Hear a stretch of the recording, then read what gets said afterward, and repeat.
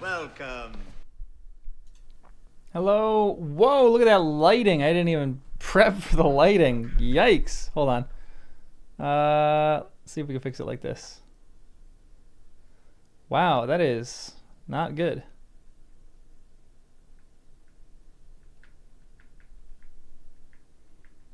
Can we change it? Can we fix it?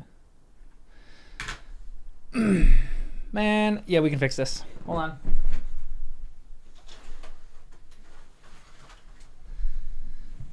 Just got to dapple the lighting. Now it looks like it's in the middle of the night, which is the middle of the morning. But that little window gets morning sun. It's not a great light. This is the worst lighting that we've ever had on this.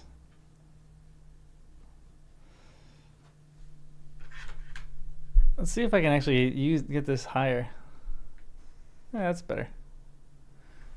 That's a little bit better, but this little spot right here is not good. It looks like it's the middle of the night, which we don't want it to look like that. It's the morning. But in like as soon as we start reading, maybe I'll change it up. But hello and welcome everyone. Getting YouTube ads already. Why are you getting YouTube ads? I feel like we just started. How are you getting YouTube ads? YouTube, come on, dude. I gotta figure out better lighting for this. I want it to light from the bottom up. So maybe I can move this real quick. Would that work?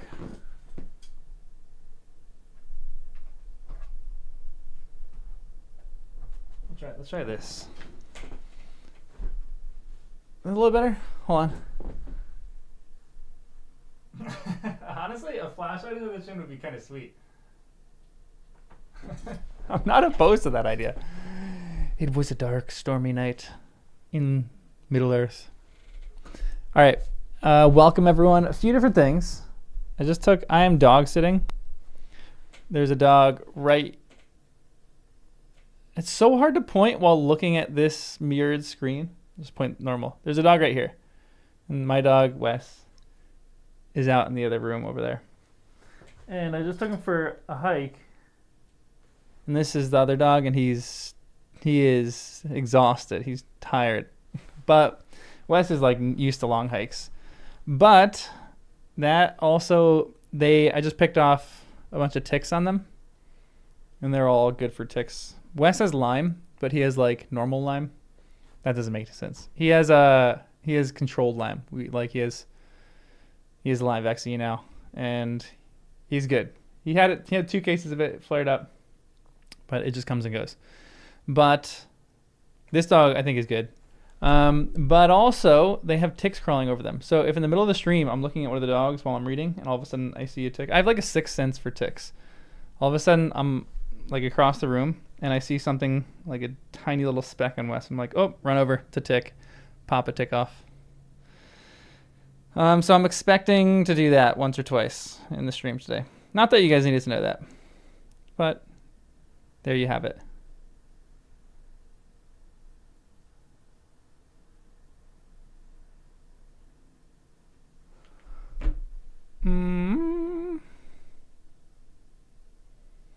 Yeah, ticks are the worst.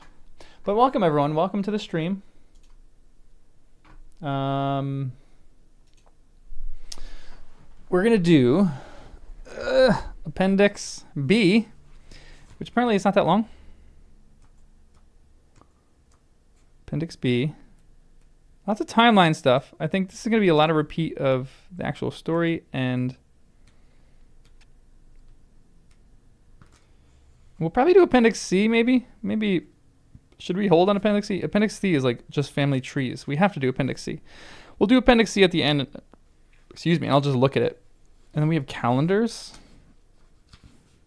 Some of these other appendices probably won't be that great. We already did E, so we won't redo E. I won't put you guys through that. There's only like a few of you who want to redo that, and I can't. Then Appendix F, the languages.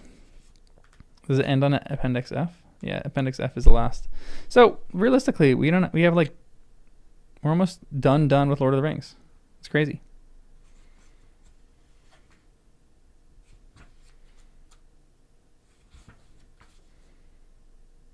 I feel like B is going to be the last Hobbit-y one. I might enjoy Appendix F. Interesting, okay. Yeah, Hobbit is coming soon, actually. Hobbit, probably... Honestly, I'd say probably May. We'll probably start in May. For E, I should try to read the first page of the book. What do you mean? F is the important one? But F just says languages. Oh, the languages and people of the third age. Okay, that's more interesting. Oh, good, excellent. That should be fun. Okay, so F should be good. Tang War on the title page? Title page of... What?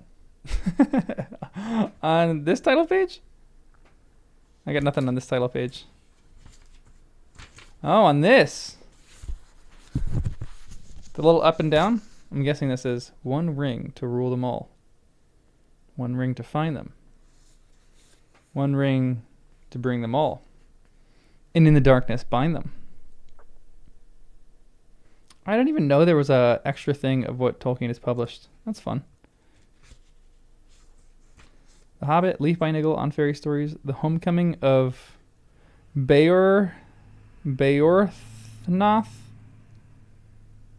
Lord of the Rings, Adventures of Tom Bombadil, The Road Goes Ever On, Smith of Wootton Major, and Farmer Giles of Ham.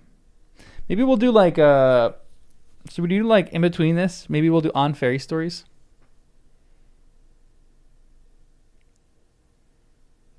I should transliterate it. That'd be fun. Yeah, I'll transliterate that. Because it looks like there's... What's the top one? Is the top one Dwarf runes? And the bottom one Elvish? Or Quenya? Something? Man, a lot got published both post... A lot got published when he was dead. That word always trips me up. Let me do a quick tick look for Neo over here. Neo, I don't see any ticks on you, buddy. He's got long, fluffy hair, so they could be hiding.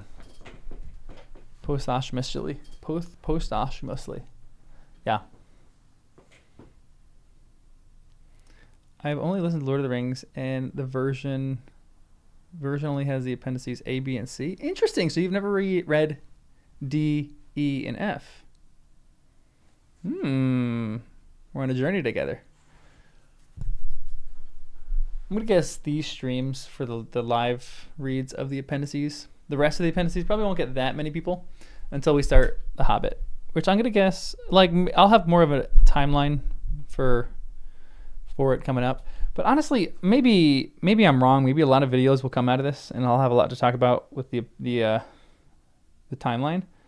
But I might not. And honestly, maybe we'll do like all the rest in like the next week. Although Appendix B is a little bit longer. It's like 20 pages. So it might take us a while. And then we'll just gander at Appendix C. D. It's kind of short too. So we'll probably do that, and then honestly, if there's like a bunch of video stuff, we'll see after that. Maybe there's a bunch of stuff that I will make videos of about timelines, maybe. But if not, then maybe like sometime this week, I'll just read some more of the appendices. Do another live read, and then maybe we'll start The Hobbit like the end of April. Ooh, you're reading Children of Húrin currently. Love that. I can't do them all today. I have a timeline. I've got to get done at like 12:30-ish, 1-ish. So, like another 2 hours. So that is a little bit of my timeline. So we'll try to get as much time as we can in that time. I'm also streaming on Twitch. Chicken Wing for Life. Okay. I don't know if you guys, some of you guys might not be into Harry Potter, but the full cast audiobooks came out. And they're so good. They're so fun. I do have to say, it's interesting because there's I like full cast audiobooks, but there's still something so good about one reader. I don't know why, but sometimes I really love just having one reader. I don't know what it is psychologically about that. But the Harry Potter audiobooks are pretty good though. The whatchamacallit, the full cast. Also, what's up everyone? Someone became a member. I saw that on YouTube. Welcome to the membership. Caedwin. That sounds very elvish. Welcome to the Hot Tamales. Anxiously waiting for book 6 to be released. I haven't been able to keep up that much with the full cast audiobooks. I'm like not halfway, like a quarter through the 5th one, because I'm listening to Dungeon Crawler Carl right now, which is kind of a fun little series. And Keira Knightley as Umbridge is great. I hear English is the best for Lord of the Rings.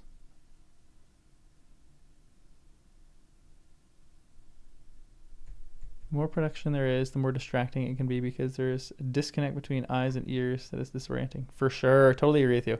And when one person's reading, it kind of feels like it's like more normal. That's like how someone does it. They can do all the voices, but if you kind of like have this in the back of your head that it's one person, even like, you know, Jim Dale, he does all these voices and you can kind of get lost in those voices, but you also know that it's Jim Dale doing the voices. Who, let's be honest, Jim Dale is better than Stephen Fry. I will stay on that till the day that I die. Ooh, you're in the middle of book 4. Okay, interesting. Book 4 is good. I think Keira Knightley in book 5 with Umbridge is just so good. Like such a good cast. Unexpected cast, but good. Yeah, Circus can't make up a song. But that's why sometimes I think like if you're doing the audiobooks, it annoys me why like Circus seems like he just kind of came up with those on the fly. Like they should get a musician to come in and like write music to those. Like if they spent money on Circus to get Circus to read the book, why can't they spend an extra little bit of money? I don't know how much. Give like a songwriter like 10 grand to come up with music for all the songs of Lord of the Rings. I mean, it's whoever published it, whoever is doing that. They could have done something better, you know? Yeah, I keep hearing the BBC series is pretty good. I haven't tried it yet, but I have it. Someone gave it to me on Discord, so I got to listen. Inglis pre-wrote his versions of the songs. I like that.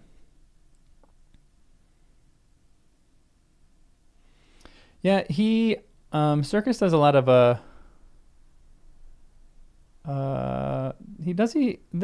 and they're not really vocal fries, but his voice is kind of vocal fry-y. Just like kind of low and raspy. Also, I don't know if his voice is. I'm trying to think if his voice is actually if he vocal fries it. He kind of does.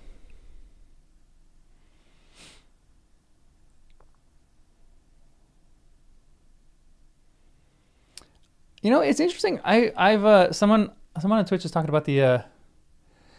Why am I out of breath right now? Oh, hold on. I think we have a tick spot.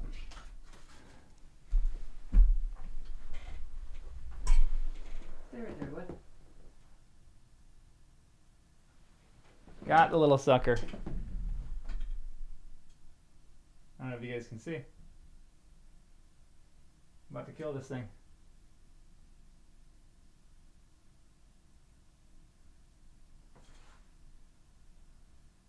You take the tweezers and you squeeze it until it dies. Really, you should burn them, but I mean, I have a lighter and we can kind of like, but I don't want to like look like a pyro. No, not a flea, it's a tick. Honestly, I've been going on as the warmer it's been getting. We have had a brutal winter here, so maybe like that has something to do with why there's so many ticks. But every time we go on a hike now, I pick like 10 ticks off of Wes. I hate ticks.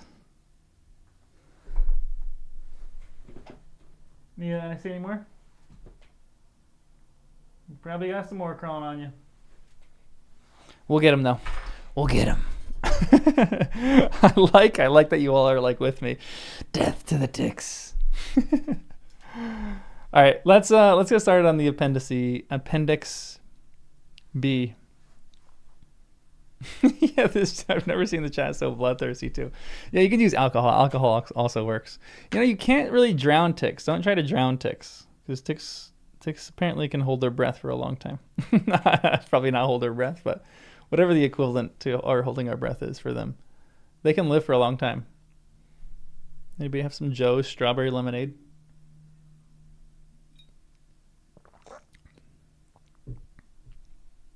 Ticks are Shelob's progeny. Honestly, feels like that. Honestly, it's headcanon for me now that Shelob is just a big tick. I just saw two more. Oh, this is a big one. Got one.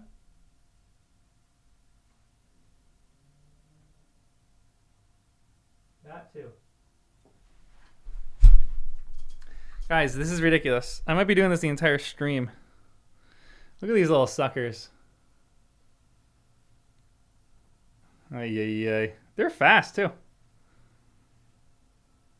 Alright, death to these ticks. Hold on.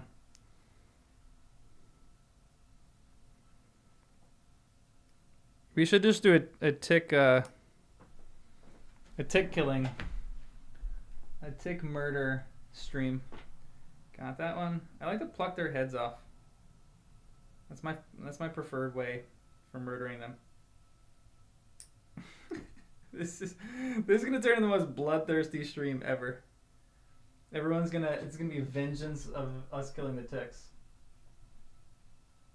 I'm gonna have just a whole pile right here of ticks. I already got two of them. Oh, I can't get this one off my finger. All right, we're gonna get started on reading the other appendix, but give me 1 second because I actually want to go over to Wes, my actual dog, because this is a dog that I'm dog sitting for, and I want to just double check. Wes is easy to check him on. Give me 2 seconds.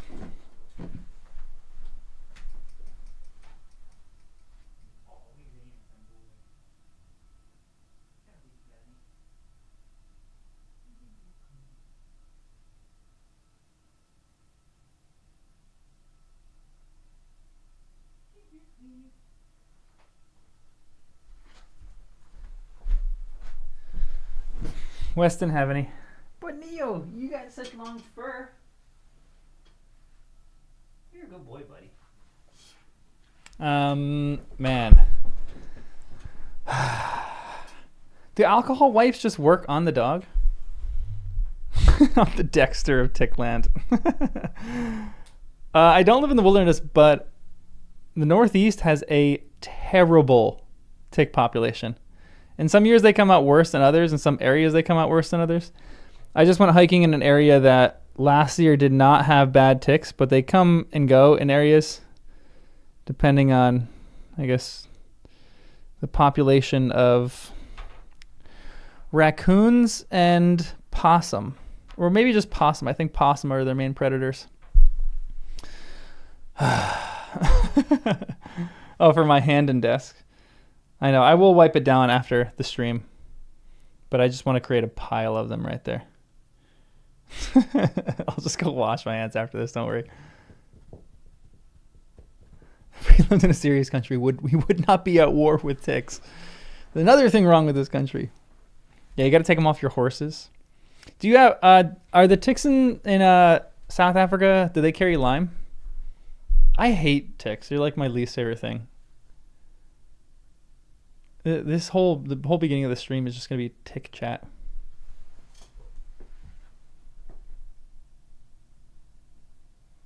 And I really have like a sixth sense for finding ticks.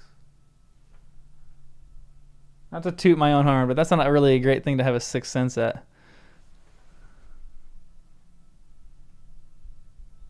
I can find ticks better than other people.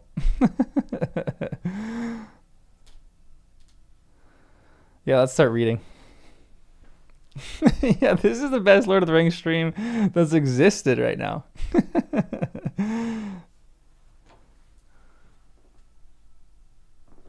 Good boy, Neo.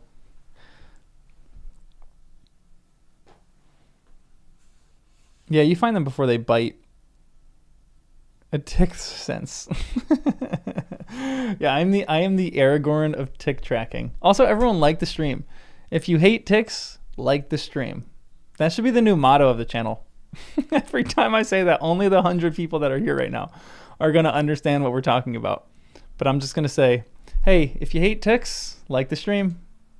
And that's going to be our new theme. Instead of me saying, hey, I forgot to say it, but like the stream, I'm going to say, hey, if you hate ticks, like the stream. Ooh, that's right. Didn't who had an emu war? Didn't Australia have an emu war and they're losing the emu war or something like that? Or an alpaca war? Something like that. There's something crazy. Nandela, do you have to pop them off your horses? Do you have ticks all the way up north there? The other country with emus, Australia. That's great. They lost it in the 30s. That's so funny. Yeah, we're just out here tick killing. Yeah, we're not. We haven't even started it yet, but we're gonna start right now because we've been chatting for a half hour or 20 minutes about ticks. I hate ticks. Good. I'm glad that you have them, or I don't like that you have them, but I also solidarity. They're also on a campaign against rabbits and cats. What is wrong with the Australians over here? It's a repetitive tick. Emu.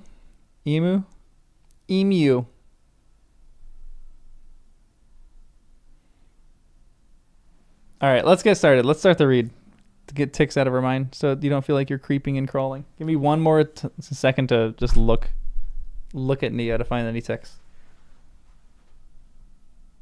Neo, you're so cute. You're a cutie.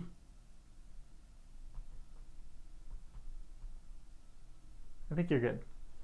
Also, Neo had a lot of he's a fluffy dog. He had a big fluff over covering his eyes, and I just cut it, and he's finally like, I can see. As soon as I cut the hair out of his eyes, he was so happy.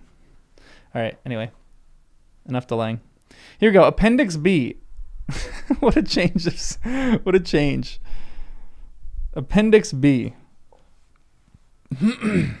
A Tale of Years. Chronology of the Westlands. The first age ended with a great battle. Ended with the great battle. Okay, so we're knowing the ending of the ages here. Okay, this is going to be good. I need this.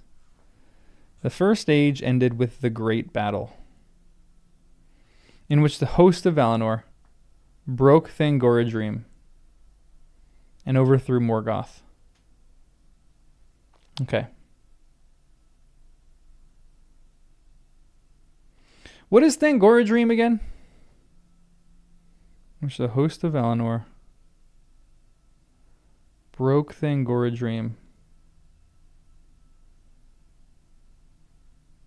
and overthrew Morgoth. It's the mountain's name, but where is that mountain again? 3 peaks of the mountain of Angband. Okay, Angband, the mountains of fire. Oh, okay. Morgoth's stronghold. Do I know where that is? Then most of the Noldor returned into the far west and dwelt in Erisea, within sight of Valinor, and many of the Sindar went over this oversea also. Most of the Noldor returned. So this battle is happening in Middle-earth.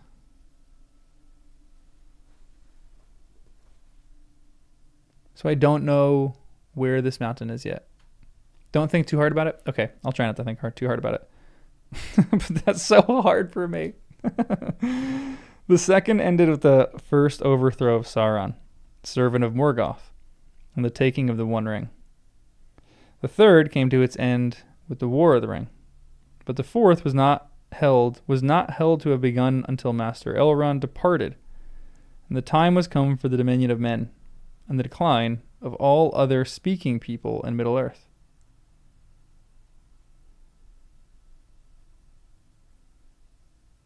And the decline of all other speaking peoples in Middle-earth besides men?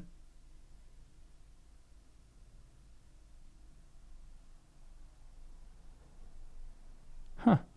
In the Fourth Age, the earlier ages were often called the Elder Days, but that name was given properly only to the days before the casting out of Morgoth. The histories of that time are not recorded here. Bummer. So we started the Second Age?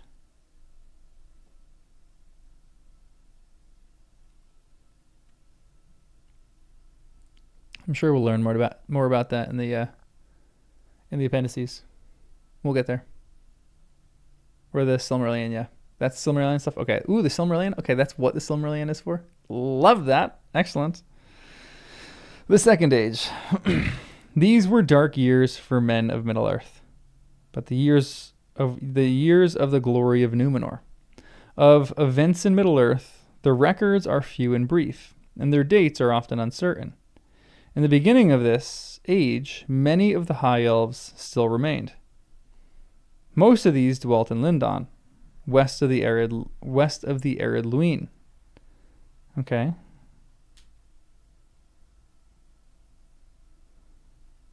Interesting. That's like a small area to dwell in. That's kind of where the Grey Havens are, right? But before the building of the Barad-dûr, many of the Sindar passed eastward, and some established realms in the forests far away, where their people were mostly Sylvan elves. Thranduil, king in the north of Greenwood the Great, was one of these. In Lindon, north of the Lune, dwelt Gil-galad, last heir of the king of the Noldor in exile. Lots of names. He was acknowledged as High King of the Elves of the West. In Lindon, south of the Lune, dwelt for a time Celeborn, kinsman of Thingol. His wife was Galadriel, greatest of elf women. Oh, interesting. They call her the greatest of elf women. She was sister of Finrod Falagund, friend of men, once king of Nargothrond.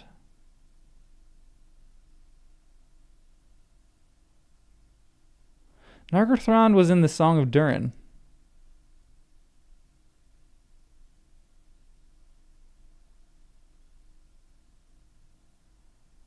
Nargothrond fell, apparently, right? Felagoat.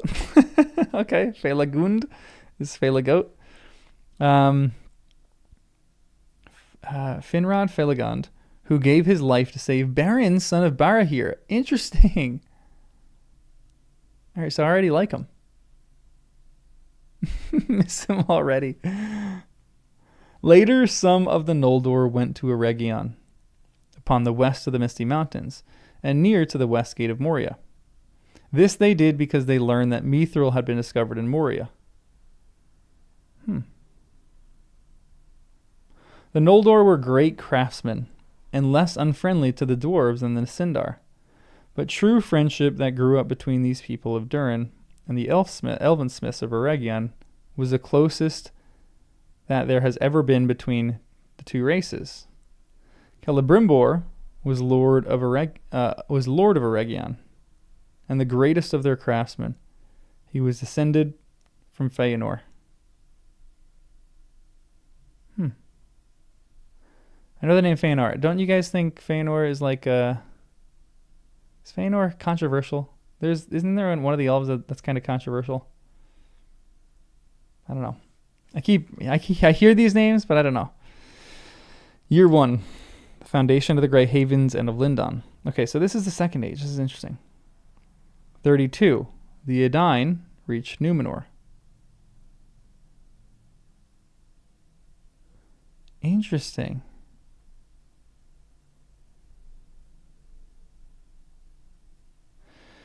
Year 40.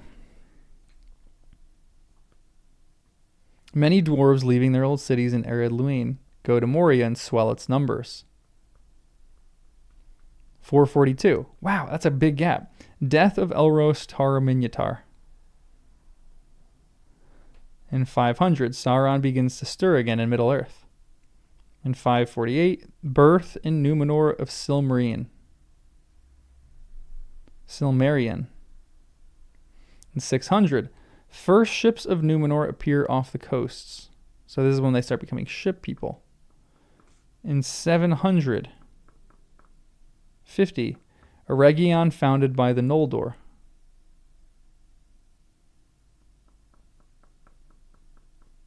I'm gonna need to like print this on my wall and I just need a long timeline on my wall so I can refer to it all the time. In 1000, Sauron, armed with the growing power of the Númenóreans, chooses Mordor as a land to make into a stronghold. He begins the building of Barad-dûr. In 1075, Taran-Kalameh becomes the first ruling queen of Númenor. In 1200, Sauron endeavors to seduce the Eldar. Gil-galad refuses to treat with him, but the smiths of Eregion are won over. The Númenóreans begin to make permanent havens. In 1500, elven smiths instructed by Sauron reach the height of their skill. He was with the smiths for 300 years?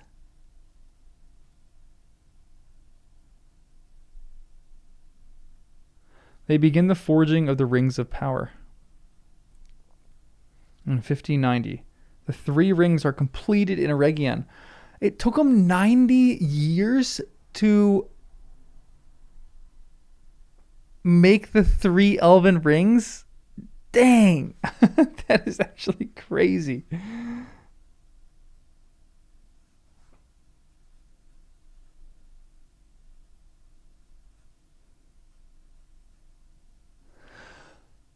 Huh.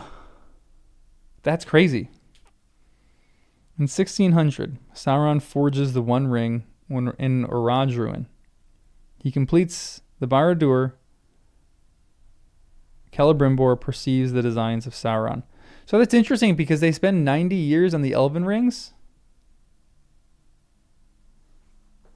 And then they probably spend like a lot. They spend a lot less time on the other ones. If it's only 10 years till then, where Sauron forges the One Ring. In 1963, War of the Elves and Sauron begins. That's crazy that it was still 90 years after that. The 3 rings are hidden. In 1695, Sauron's forces invade Eriador. Gil-galad sends Elrond to Eregion.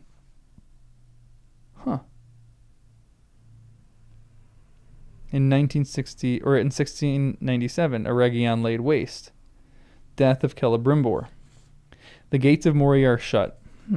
Elrond retreats with the remnant of the Noldor and founds the refuge of Imladris. It was a refuge.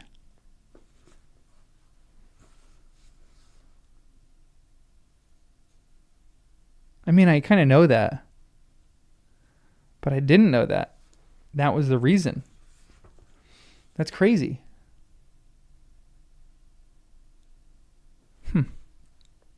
1699, Sauron overruns Eriador. In 1700, Tar-Minastir sends a great navy from Numenor to Lindon. Sauron is defeated. 1701, Sauron is driven out of Eriador. The Westlands have peace for a long while. 1800, from about this time onward, the Númenóreans begin to establish dominions on the coasts. Sauron extends his power eastward. The shadow falls on Numenor. In 2251, Tar-Atonimir takes the scepter. Rebellion and division of the Númenóreans begins.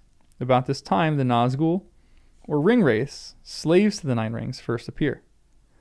In 2280, Umbar is made into a great fortress of Numenor. In 2350, Pelargir is built, becomes the chief haven of the faithful Numenorians. In 2899, Adunacor takes the scepter. In 3175, repentance of Tar Palantir, civil war in Numenor. 3255, Ar-Pharazôn, the Golden seizes the scepter. 3261, Ar-Pharazôn sets sail and lands in Umbar. 3262, Sauron is taken prisoner to Numenor. In 3262 to 3310, Sauron seduces the king and corrupts the Numenorians. He was there for 50 years doing this?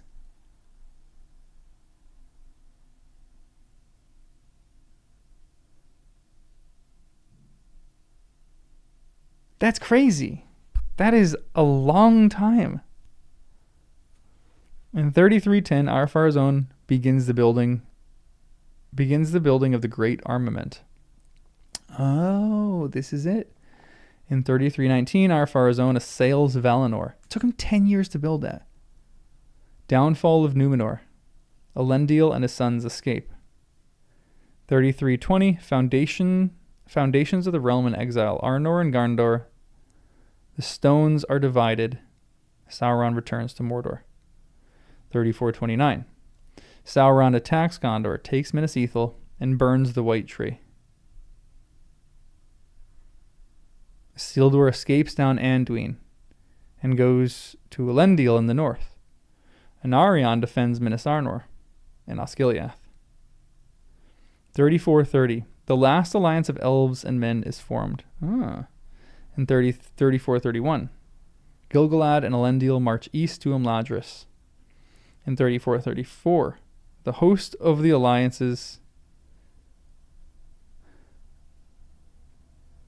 Isn't that the date that Gandalf says when he's looking at the papers and he goes, Year 3434, of the last alliance of the Second Age. Doesn't he say that? The host of the alliance crosses the Misty Mountains. Battle of Dagorlad and defeat of Sauron. Siege of Barad-dûr begins. Doesn't he go, year 3434 of the Second Age? I could swear he says that.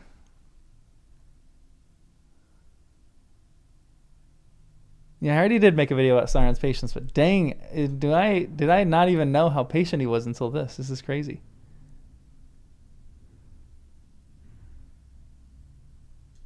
Hmm. 3440, Anarion is slain. 3441, Sauron overthrown by Elendil and Gil-galad, who perish. Isildur takes the One Ring. Sauron passes away. And ring wraiths go into the shadows. The Second Age ends.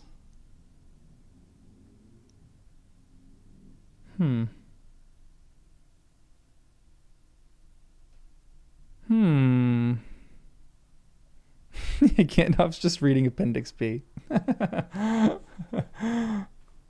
Appendix B, the Third Age. These were the fading years of the Eldar.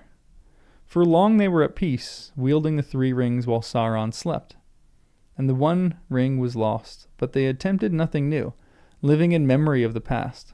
The dwarves hid themselves in deep places, guarding their hoards, but when evil began to stir again and dragons reappeared, one by one their ancient treasures were plundered, and they became a wandering people. Moria for long remained secure, but its numbers dwindled until many of its vast mansions became dark and empty. The wisdom and lifespan of the Numenorians also waned as they became mingled with lesser men. When maybe 1,000 years had passed, and the first shadow had fallen on Greenwood the Great, the Istari, or wizards, appeared in Middle-earth. Okay, so Istari are the wizards.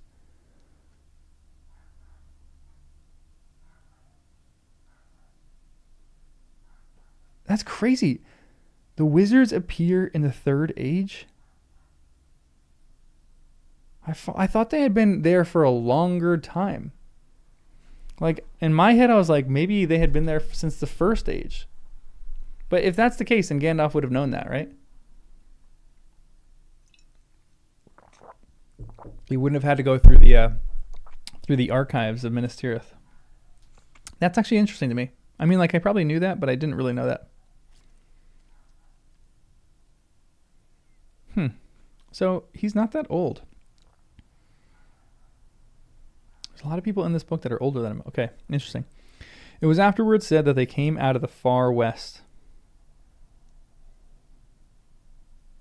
and were messengers sent to contest the power of Sauron and to unite all those who had the will to resist him.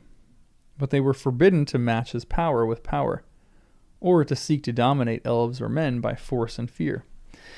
Wah, wah, wah. They came therefore in the shape of men, though they were never young and aged, only slowly. And they had many powers of mind and hand. They revealed their true names to few, but such names as were given to them. They revealed their true names to few. Do we know what Gandalf's true name is?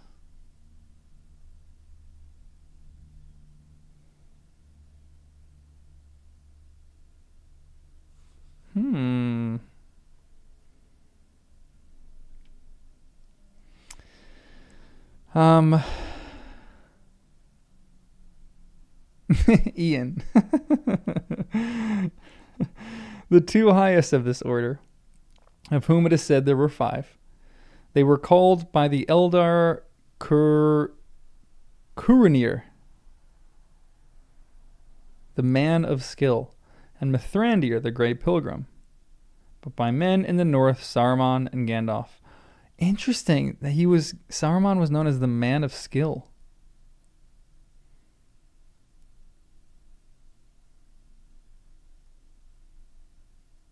And it's interesting they're called by the Eldar this, but they're also called this in Gondor. Crunir journeyed often to the east, but dwelt at last in Isengard. Mithrandir was closest in friendship with the Eldar, and wandered mostly in the west, and never made for himself any lasting abode. Throughout the Third Age, the guardianship of the 3 rings was known only to those who possessed them, but at the end it became known that they had been held at first by the 3 greatest of the Eldar, Gil-galad, Galadriel, and Círdan. So Gil-galad, before he died, gave his ring to Elrond. Círdan later surrendered his to Mithrandir. For Círdan saw further and deeper than any others in Middle-earth, and he welcomed Mithrandir at the Grey Havens, knowing whence he came and whither he would return. That's crazy. Círdan, what a dude.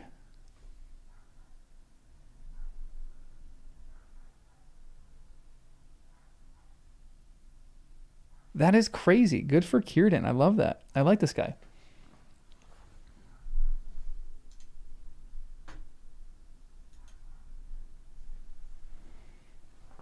Círdan is him. Take this ring, master, he said, for your labors will be heavy, but it will support you in weariness that you have taken upon yourself. For this ring is the ring of fire, and with it you may rekindle hearts in a world that grows chill. What a guy! But as for me,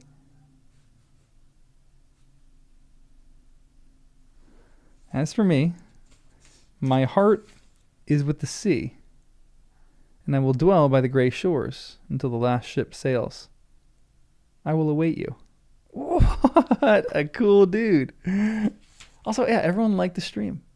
If you hate ticks, like the stream. Círdan, that's sick. I like that he rhymes this too. You know that scene in the Lego movie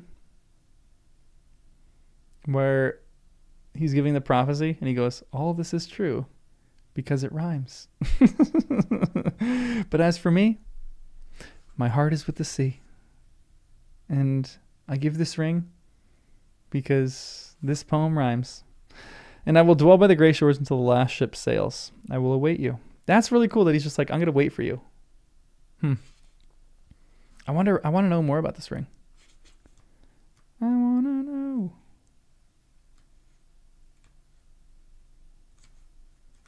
Interesting stuff. All right, let's keep reading. In year 2, Isildur plants a seedling of the white tree in Minas Anor. He defends the South Kingdom to Melendil. Disasters of the Gladden Fields, Isildur and his 3 elder sons are slain. In 3, Otar brings the shards of Narsil to Imladris. Valandil becomes king of Arnor. In 109, Elrond weds Celebrian, daughter of Celeborn. Gotcha. In 130, birth of Eladon and Elrohir, sons of Elrond. So they were married 21 years before they started having kids. In 241, birth of Arwen Undomiel. Wow, so they're like a good deal older than her. In 420, King Ostoher rebuilds Minas Anor. You know, not to be weird, but shouldn't elves have more kids? Unless they have just massive self-control. And they're not... Is elven birth control a thing? Probably not. Tolkien was Catholic. He doesn't believe in that.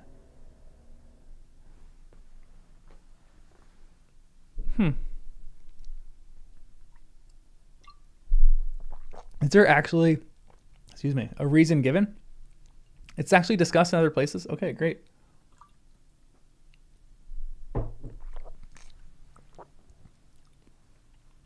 They're wise and know not to overpopulate. Honestly, smart. Because they could have tons of kids right now. I mean, that'd probably be rough on the women. So let's not do that. In 420, King Ostoher rebuilds Minas Anor. 490, first invasion of Easterlings. In 500, Rumendikil I defeats the Easterlings. In 541, Rumendikil slain in battle. In 830, Falister begins the line of the ship kings of Gondor. In 861, death of Eriador, the division of Arnor. Division of Arnor.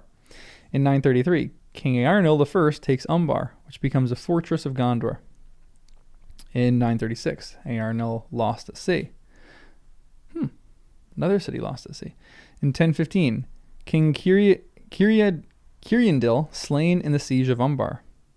In 1050, Mendikil conquers the Harad. Gondor reaches the height of its power. About this time, a shadow falls on Greenwood, and the men begin to call it Mirkwood. Oh. The Perianath are first mentioned in record, with the coming of the Harfoots to Eriador. Yes, they're here. In 1100, the wise, the Istari and the chief Eldar, discover that an evil power has made a stronghold at Dol Guldur. It is thought to be one of the Nazgul. Uh-oh.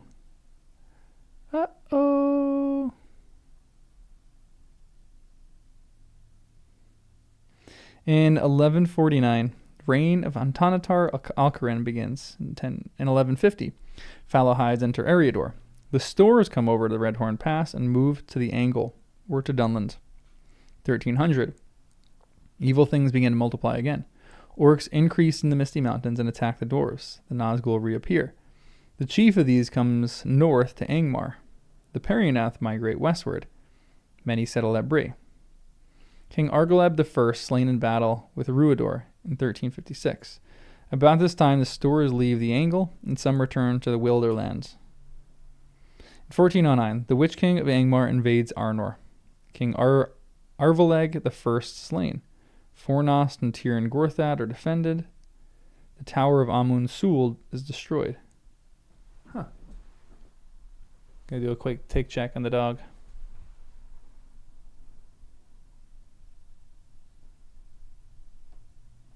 This dog is out. He is asleep.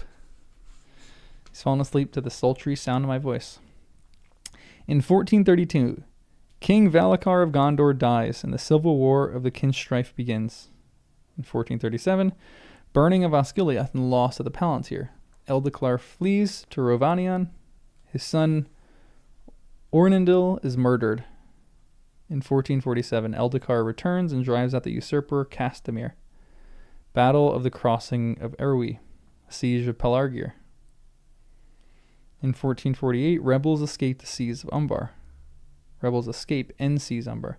In 1540, King Aldemir slain in war with the Harad and the corsairs of Umbar. 1551, Hyermendikil II defeats the men of Harad. 1601, many Perianath migrate from Bree and are granted land beyond Brandween by Argaleb II. Interesting.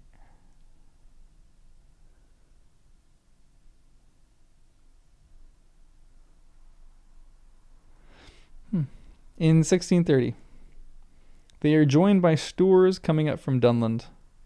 1634, the corsairs ravage Pelargir and slay King Minardil. 1636, the Great Plague devastates Gondor. Death of King Telmanar and his children. The White Tree dies in Minas Anor. The plague spreads north and west, and many parts of Eriador become desolate. Beyond the Brandween, the Perianath survive, but suffer great loss. In 1640, King Tarandor removes the king's house to Minas Anor. Plants a seedling of the White Tree. Osgiliath begins to fall into ruin. Mordor is left unguarded. In 1810, King Telumatar Umbardakil retakes Umbar and drives out the corsairs. In 1851, the attacks of the Wayne Riders upon Gondor begin. In 1856, Gondor loses its eastern territories and Narmakil II falls in battle.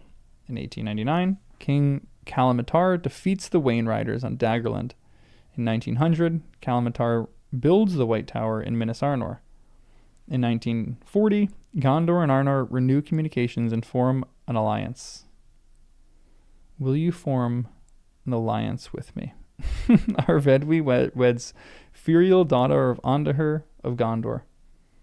Ondahur, 1944, falls in battle. Earnil defeats the enemy in South Ithilien. He then wins the Battle of the Camp and drives Wayne Riders into the dead marshes. Arvedwi claims the crown of Gondor.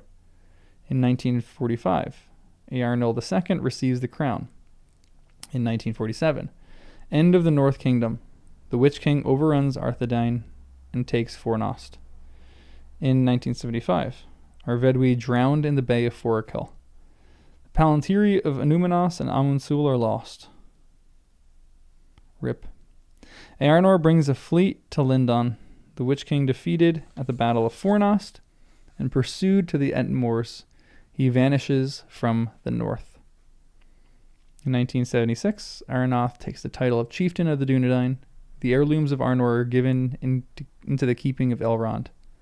In 1977, Frumgar leads the Eothead in the north.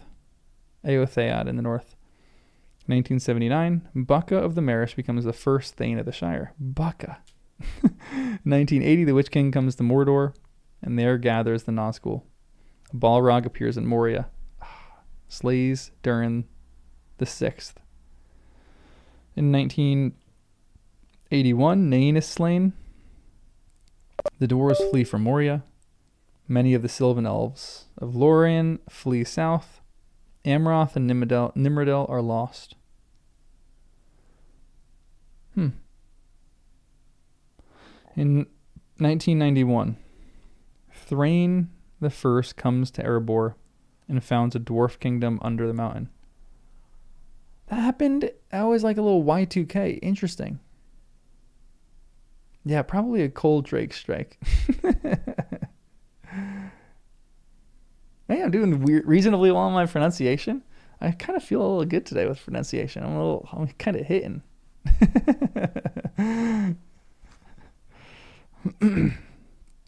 I just cursed myself though, or jinxed myself. In 2000, the Nazgul issue from Mordor and begin siege and besiege Minas Ithil. In 2002, the fall of Minas Ithil, afterward known as Minas Morgul. The Palantir is captured. In 2043, Earnor becomes king of Gondor. He is challenged by the Witch King. In 2050, the challenge is renewed. Earnor rides to Minas Morgul and is lost. Mardial becomes the first ruling steward. 2060, the power of Dol Guldur grows. The wise fear it may be Sauron taking shape again. The wise, capitalized. The White Council? The wise is capitalized. The Istari?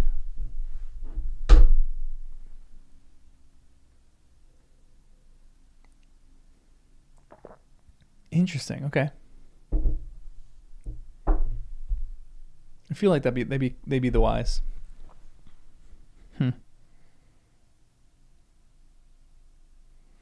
In 2063, Gandalf goes to Dol Guldur. Sauron retreats and hides in the east. The watchful peace begins. The Nazgul remain quiet and menace Morgul. In 2210, Thorin I leaves Erebor and goes north to the Grey Mountains, where most of the remnants of Durin's folk are now gathering. In 2340, Isumbras I becomes 13th Thane and the first of the Took line. The Old Bucks occupy Buckland. In 2460, the watchful peace ends. Sauron returns with increased strength to Dol Guldur. In 2463, the White Council is formed. Interesting.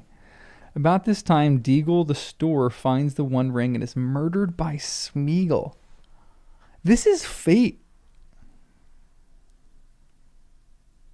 Crazy. The White Council is formed, and Sauron kind of returns just about when Smeagol finds the One Ring.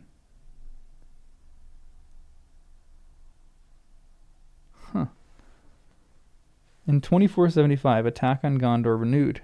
Osgiliath finally ruined, and its stone bridge is broken.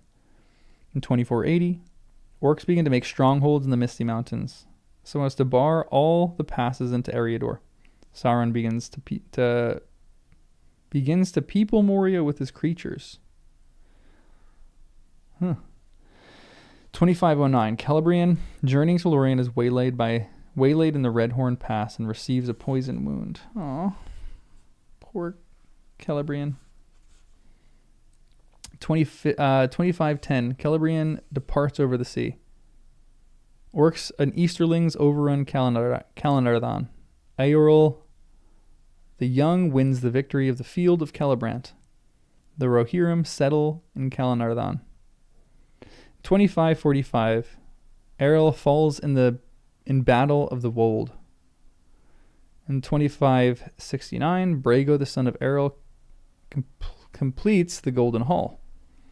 In 2570, Baldur, son of Brago, enters the Forbidden Door and is lost. About this time, the dragons reappear in the far north and begin to afflict the dwarves. Really? Those might have been drakes. I missed 2470? Oh, about this time, Smeagol hides in the Misty Mountains. Interesting. Thank you.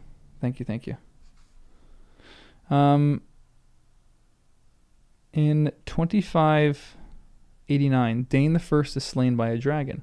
2590, Thror returns to Erebor. Gror, his brother, goes to the Iron Hills. Gror and Thror. Love that.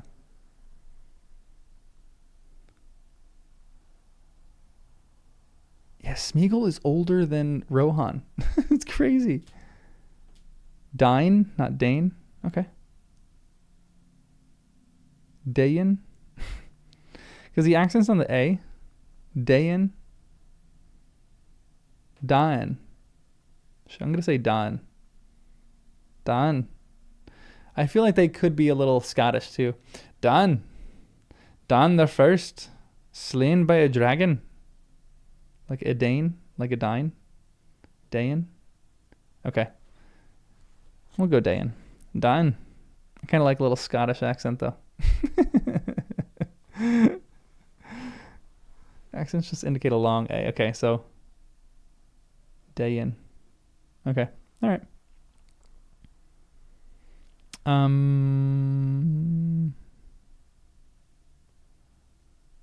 In 2670, Tolbold plants pipeweed in the South Farthing. Oh, that's when it really begins.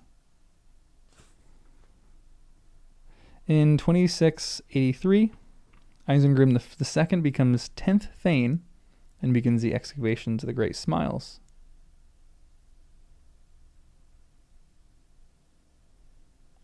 In 2698, Thelion I rebuilds the White Tower in Minas Tirith. In 2740, orcs renew their invasions of Eriador. In 2747, Bandorbrus defeats an orc band in the North Farthing. 2758, Rohan attacked from the west and the east and overrun.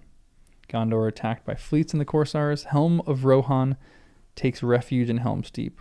Wolf seizes Edoras. The long winter follows. Great suffering and loss of life in Eriador and Rohan. Gandalf comes to the aid of the Shire folk. 2759, Death of Helm. Freyolaf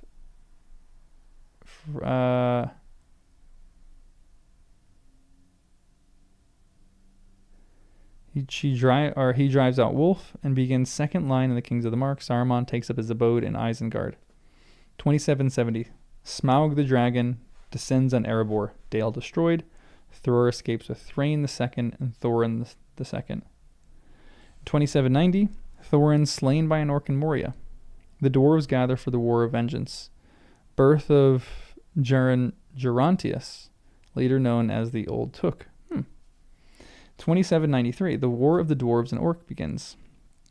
In 2799, Battle of Nandurhirion, before the east gate of Moria. Dain Ironfoot returns to the Iron Hills. Thrain II and his son Thorin wander westwards. They settle in the south of Ered Luin beyond the Shire. Beyond the Shire. So that's the Blue Mountains, I think. 2800. Orcs from the north trouble Rohan. King Walda slain by them. In 2841, Thrain II sets out to revisit Erebor, but is pursued by the servants of Sauron. 2845, Thrain the dwarf is imprisoned in Dol Guldur. The last of the Seven Rings is taken from him. No, oh my gosh, I didn't know that happened. Poor guy.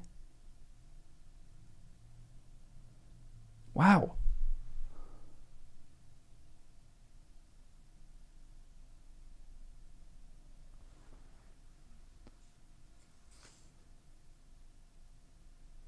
$28.50.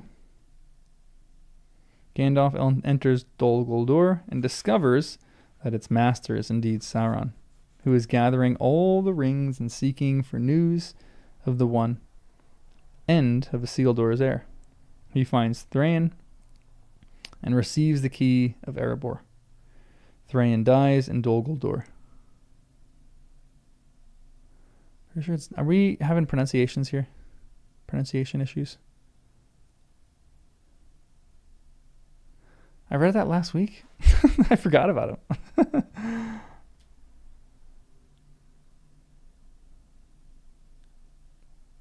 It's Dine, not Dane. Just me.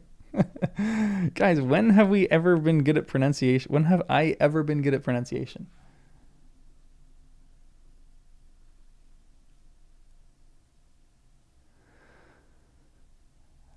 The ring, yeah, the needs gold to breed gold. In 2851, the White Council meets. Gandalf urges an attack on Dol Guldur. Saruman overrules him. I wonder why. There's a footnote. It is afterward it became clear that Saruman had then begun to desire the possession of the One Ring himself, and he hoped that it might reveal itself, seeking its master. If Sauron were let be for a time. Oh, interesting. Saruman begins to search near the Gladden Fields.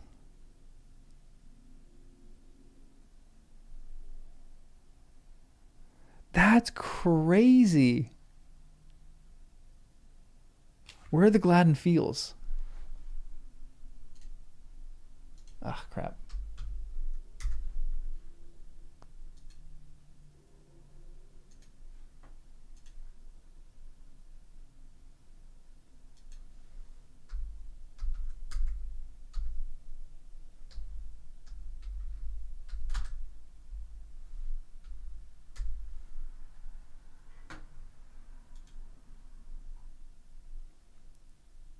Is that the marshes, I'm guessing?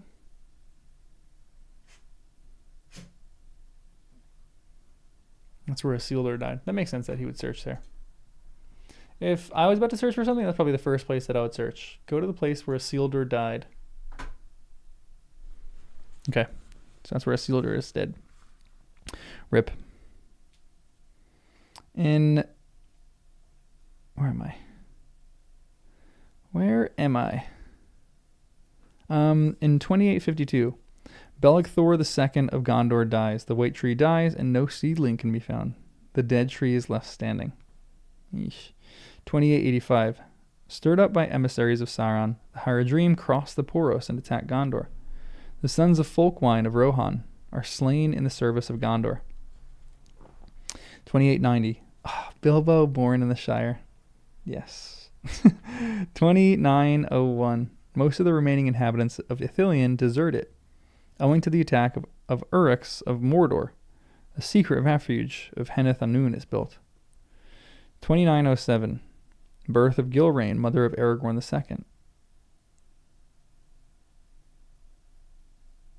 II. Okay. In 2911, the Fell Winter. The Barandween and other rivers are frozen. White wolves invade Eriador from the north. 2912. Great floods devastate Enedwaith and Minhiriath. Tharbad is ruined and deserted. In 2920, death of Old Took. 2929, Arathorn, son of Arador of the Dunedain, weds Gilrain. 2930, Eredor slain by trolls, birth of Denethor II, son of Ecthelion II in Minas Tirith. 2931, Aragorn, son of Arathorn II, born on March 1st. They're separated by a year? That's hilarious. 2933, Aragorn II slain. Gilrain takes Aragorn to Imladris. Elrond receives him as a foster son and gives him the name Estel, Hope. His ancestry is concealed. 2939, Saruman discovers that Sauron's servants are searching the Anduin near Gladden Fields, and that Sauron therefore has learned of Isildur's end. He is alarmed, but says nothing to the council.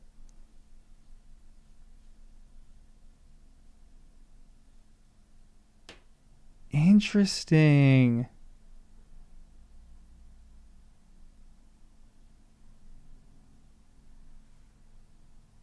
Huh. 2941. Thorin Oakenshield and Gandalf visit Bilbo in the Shire. Bilbo meets Smeagol Gollum and finds the One Ring. The White Council meets. Saruman agrees to an attack on Dol Guldur since he now wishes to prevent Sauron from searching the river. Sauron, having made his plans, abandons Dol Guldur, the Battle of the Five Armies in Dale. Death of Thorin II. Bard of Esgaroth slays Smaug. Dain of the Iron Hills becomes king under the mountains. Dain II. In 2942, Bilbo returns to the Shire with the ring. Sauron returns in secret to Mordor. 2944, Bard rebuilds Dale and becomes king. Gollum leaves the mountains and begins his search for the thief of the ring.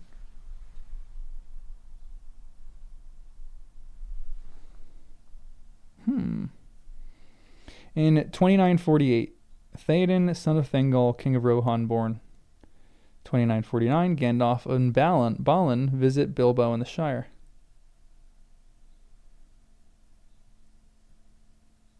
Why?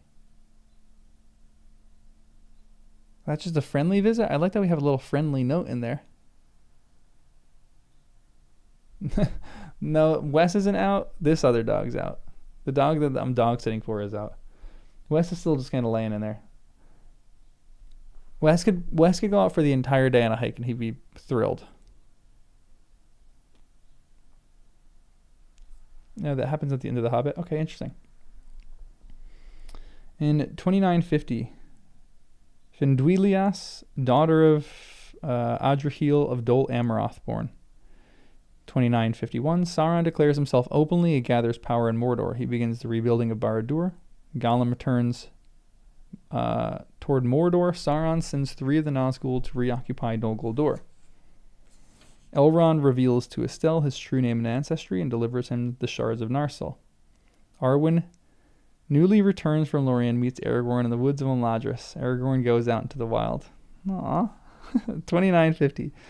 Last meeting of the White Council. They debate the rings. Saruman feigns that he has discovered that the one ring has passed down to the sea. Here's a question. Probably not, but does Saruman know that Gandalf possesses a ring of power? Probably.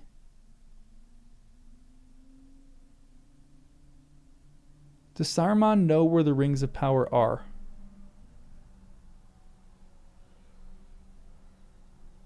Let's read and find out. Okay.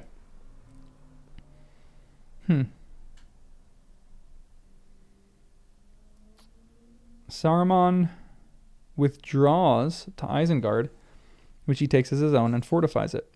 Being jealous and afraid of Gandalf, he sets spies to watch all his movements. Interesting.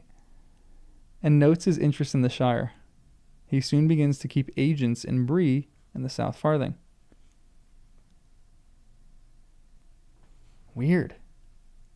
2954. So Saruman doesn't know, but he suspects. Okay. The 3 are secret. They're kept in secret. Mount Doom bursts into flame again. The last inhabitants of Ithilien flee over Anduin. 2956. Aragorn meets Gandalf and their friendship begins. Aww. 2957. Aragorn undertakes his great journeys and errantries. As Thorongil, he serves in disguise both Thengel of Rohan and Ecthelion II of Gondor. Hey! There he is. There he is. That's such a cool detail. 2968. Birth of Frodo. In 2976, Denethor weds Finduilas of Dol Amroth. In 2977, Bane, son of Bard, becomes king of Dale. In 2978, birth of Boromir, son of Denethor II. In 2980, Aragorn enters Lorien and there meets again Arwen and Domiel. Aragorn gives her the Ring of Barahir.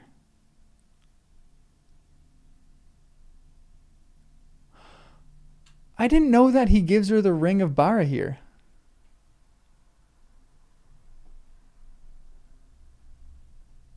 Yeah, we finally get confirmation of that. The Rongil wasn't a real person.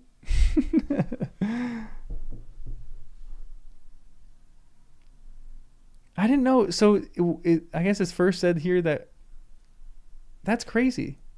When they plated their trough. That's such a good way to say it. When they plated their trough. I'm going to start saying like that. When people get engaged, I'm going to say, you guys are plating your trough. That's crazy to me, though, that he gives her the ring. Of course he has to give her the ring. He has to give her something. What a cute little promise.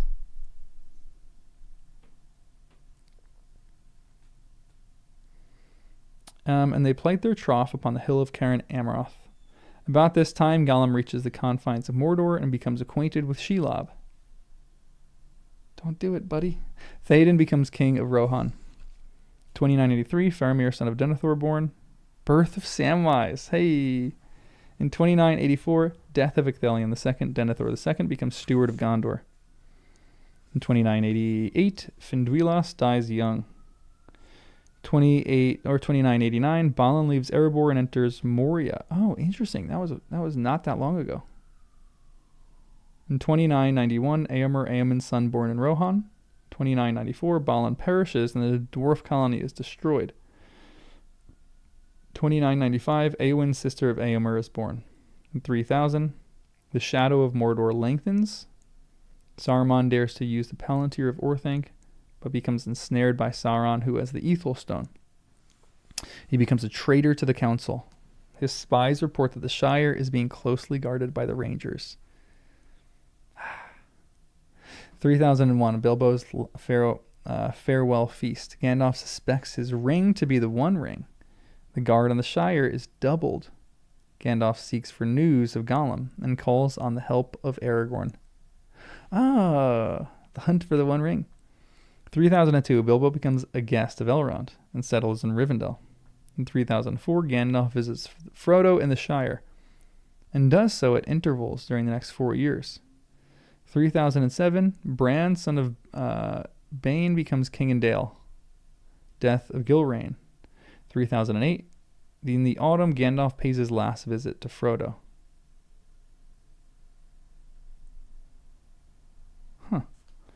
3009, Gandalf and Aragorn renew their hunt for Gollum at intervals during the next 8 years, searching in the vales of Anduin, Mirkwood, Rhovanion to the confines of Mordor. At some time during these years, Gollum himself ventured into Mordor and was captured by Sauron. Elrond sends for Arwen, and she returns to Imladris. The mountains and all the land eastward are becoming dangerous. So they went on lots of different journeys to try to find him.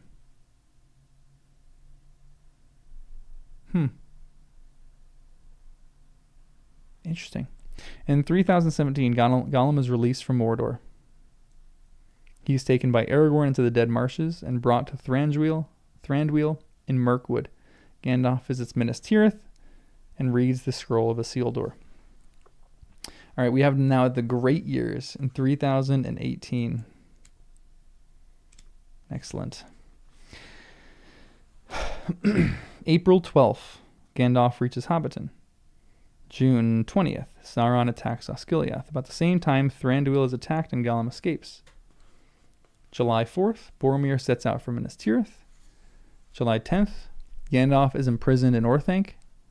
In August, all traces of Gollum is lost. It is thought that about this time, being hunted by both elves and Sauron's servants, he took refuge in Moria. But when he had at last discovered the way to the West Gate, he could not get out. September 18th, Gandalf, and shout out if any of these dates is your birthday, give a little shout out in the chat. September 18th, Gandalf escapes from Orthanc in the early hours. The Black Riders cross the fords of Isen. September 19th, Gandalf comes to Edoras as a beggar and is refused admittance.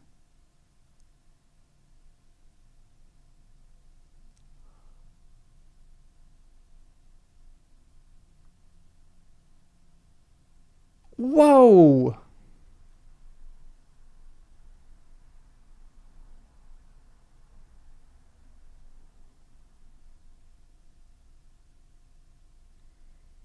What is that about? Interesting. In September 19th or September 20th, Gandalf gains entrance at Edoras. Théoden commands him to go, take any horse, only begone tomorrow is old. Begone ere tomorrow is old. But why was... So I know why he... Yeah, I know it's Wormtongue, but why was he trying to get in there? Was he trying to get rid of Wormtongue? Was he trying to get rid of the thing before he actually did it? September 21st, Gandalf meets Shadowfax, but the horse will not allow him to come near. He follows Shadowfax far over the fields. September 22nd, the Black Riders reach Sarn Ford at evening. They drive off the guard of rangers. Gandalf overtakes Shadowfax. Interesting. That's crazy. So they overtook the guard of rangers. September 23rd, the four riders enter the Shire before dawn. The others pursue the rangers eastward and then return to watch the Greenway. A Black Rider comes to Hobbiton at nightfall. Frodo leaves Bag End. Gandalf, having tamed Shadowfax, rides from Rohan. So, Gandalf was delayed because he was trying to tame a horse.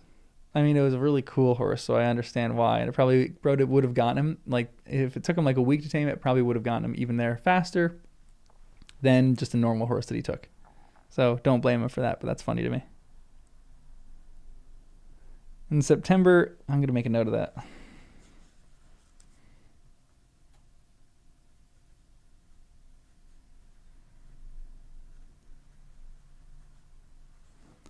Because he's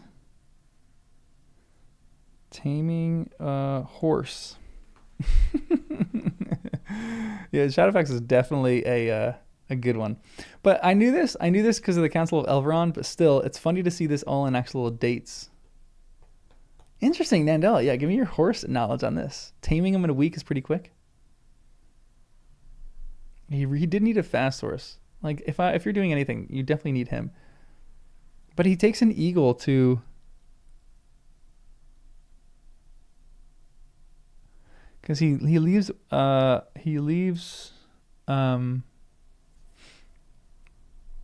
tower by Eagle, and the Eagle drops him off by Edoras, correct? And Edoras, he finds, obviously, a horse. Why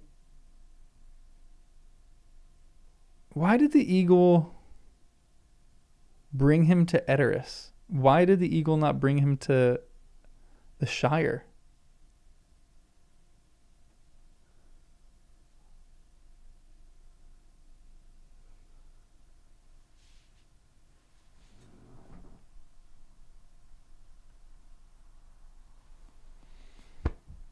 That's explained in the Council of Elrond. But what was it? I missed it. Edoras was just much closer. I forgot what was there.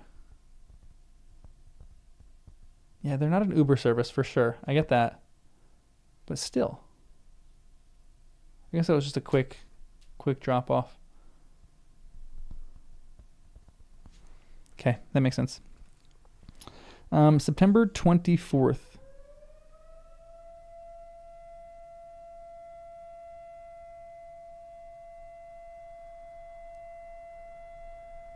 My fire station doesn't really ever give that alarm. Have they changed alarms? Or this date is really important. September 24th. Gandalf crosses the Eisen.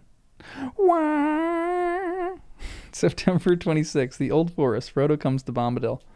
September 27th. Frodo crosses Greyflood. Second night with Bombadil.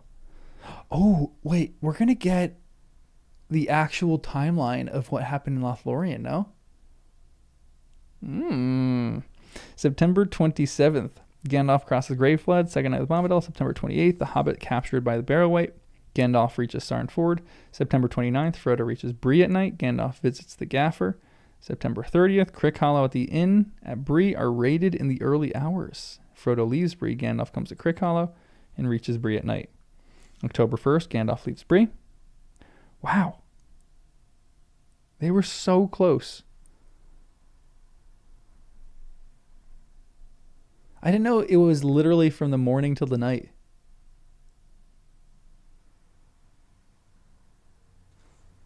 Maybe it went off because it was noon. If they're doing a alarm at noon and then an alarm at 6, that would be really annoying. I hope they don't do that.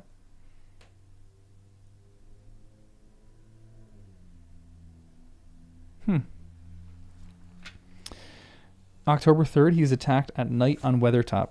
October 6th, the camp under Weathertop attacked at night. Frodo wounded. So that's 3 days. Man, Shadowfax is really fast. That's crazy. October 9th, Glorfindel leaves Rivendell. On the 11th, he drives the riders off the bridge of Mitheliel, that word. On the 13th, Frodo crosses the bridge. October 18th, Glorfindel finds Frodo at dusk. Gandalf reaches Rivendell. October 20th, escape across the ford of Bruinane. The 24th, Frodo recovers and wakes. Boromir arrives in Rivendell at night. On the 25th, the Council of Elrond. December 25th, the Company of the Ring leaves Rivendell at dusk. I forgot that was a month that passed between that. That's crazy. January 8th, the company reached Holland. On the 12th, on the 11th and 12th, snow on Carajras. On the 13th, attacked by wolves in the early hours. The company reaches West Gate of Moria at nightfall. Gollum begins to trail the ring bearer. On the 14th, Night in Hall 21. The 15th, the Bridge of Khazad-dûm and Fall of Gandalf. The company reaches Nimrudel late at night. On the 17th of January, the company comes to Caradhras at evening, or Carascaladon, at evening. 23 of January, Gandalf pursues the Balrog to the peak of Zirig Ziggle. On January 25th, he casts down the Balrog and passes away. His body lies on the peak. So it was on the peak of Zirig Ziggle.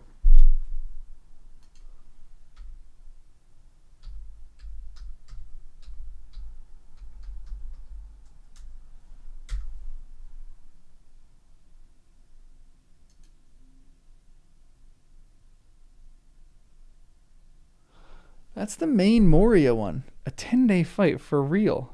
Dang. That's actually crazy. That's nuts.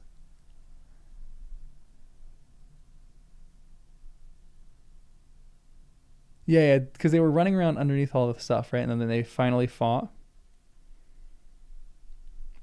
But 8 days of like a little cat and mouse game. Or a little hide and seek.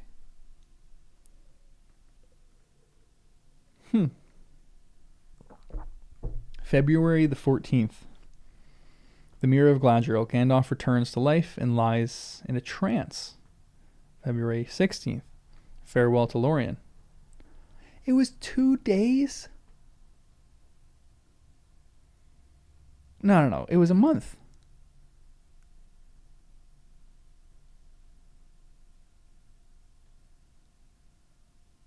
Wow, they were there for about a month in Lorien. Huh. Gollum, in hiding on the west bank, observes the departure. February 17th, Gwaihir bears Gandalf to Lorien. February 23rd, the boats are attacked at night near Sarn Gibir. February 25th, the company pass Argonath and camp at Parath Galan.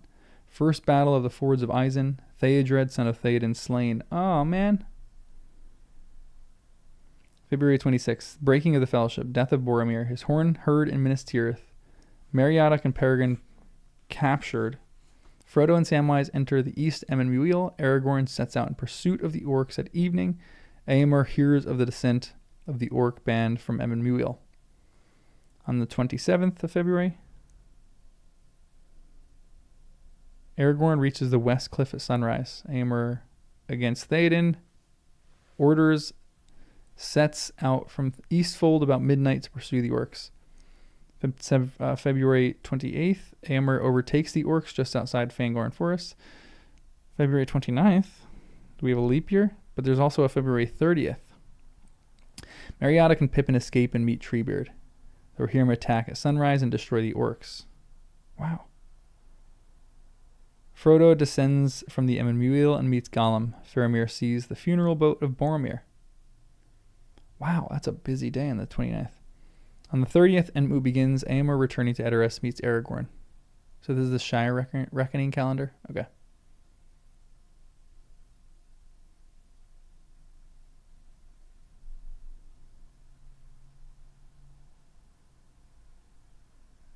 Yeah, Trig, I kind of like that reading, to be honest, because it does say like they spent a month there, but it was like maybe it's just so hard to keep track because like it's just so relaxing in Lorien. I like that. In March 1st, Frodo begins a passage to the Dead Marshes at dawn. Entmoot continues. Aragorn meets Gandalf the White. They set out for Edoras. Faramir leaves Minas Tirith on an errand to Ithilien.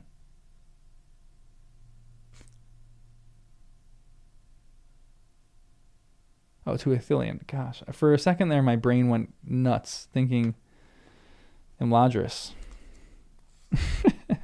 My brain's going to short circuit.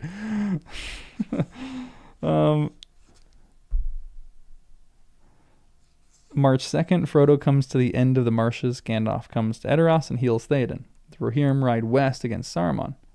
Second battle of the Fords of Isen. Erkenbrand defeated.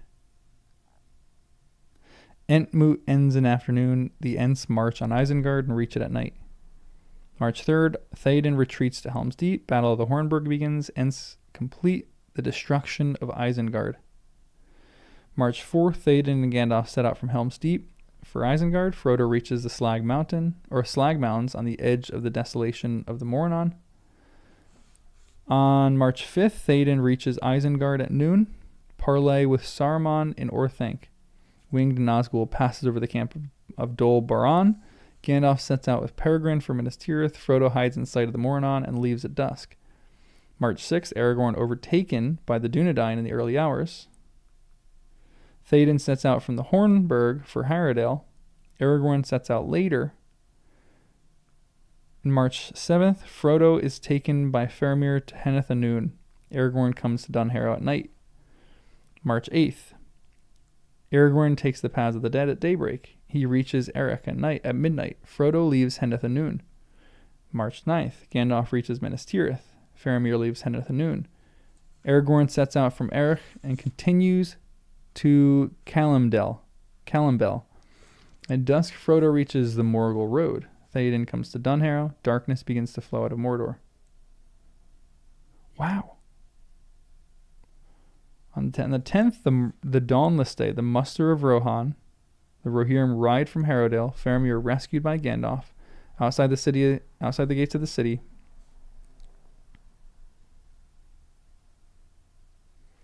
Dang, this is a busy time. March is a busy month. An army from the Moranon takes... Aragorn crosses Ringlow. An army from the Moranon takes Cair Andros and passes into Anorion. Frodo passes the crossroads and sees the Morgul host set forth. Wait, what did I miss?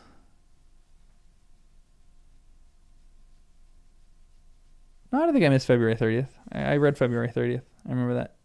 Éomer returns to Edoras, meets Aragorn. There we go. Yeah, it is getting hectic. March is just a busy one. He wrote 3 whole books about this. On the 10th, the Dawnless Day, the muster of Rohan. I read that. On the 11th, Gollum visits Shelob, but seeing Frodo asleep, nearly repents. Wow. Denethor sends Faramir to Osgiliath. Aragorn reaches Linhir, crosses into Lebanon. Eastern Rohan is invaded from the north. First assault on Lorien.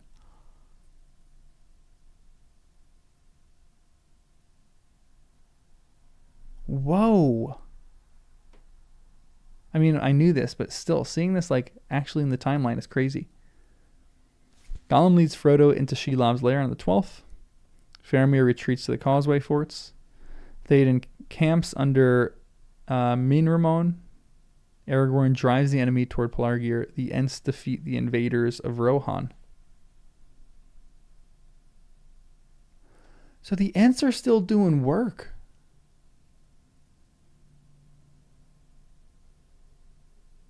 Cool. I love that. On the 13th, Frodo captured by the orcs of Cirith Ungol. The Pelennor is overrun. Faramir is wounded. Aragorn reaches Pelargir and captures the fleet. Théoden in Druidan Forest. He brags about that in the last parting chapter, or many partings. Interesting. I missed that. On the 14th, Samwise finds Frodo in the tower. Minas Tirith is besieged. The Rohirrim, led by the wild men, come to the Greywood. On the 15th, in the early hours, the Witch King breaks the gates of the city. Denethor burns himself on a pyre. The horns of the Rohirrim are heard at cockcrow. The Battle of the Pelennor. Théoden is slain. Aragorn raises the standard of Arwen. Frodo and Samwise escape and begin their journey north along the Morgai. Dang, that happens at the same exact time. That's sick. I have to imagine there's some kind of magical power there. He raises that standard and then all of a sudden he's like, hey.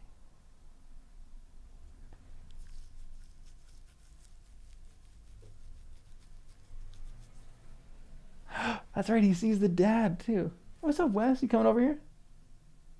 What? Come here, buddy. Come here.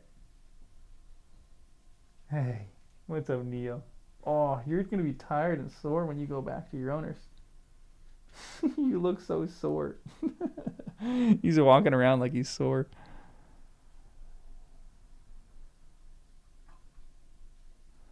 All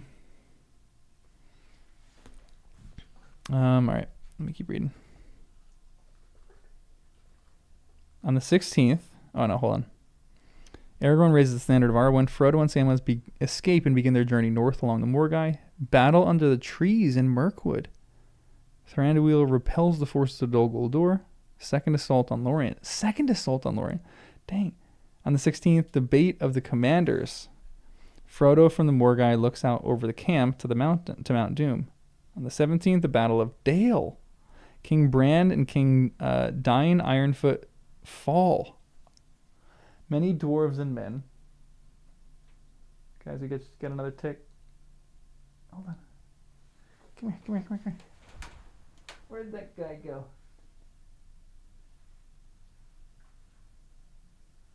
Oh, I've lost him. Is he on me? Or is he still on you? Man, there are ticks crawling everywhere. My whole apartment's going to be just tick infested. You're just handsome, buddy. I know. You're very handsome.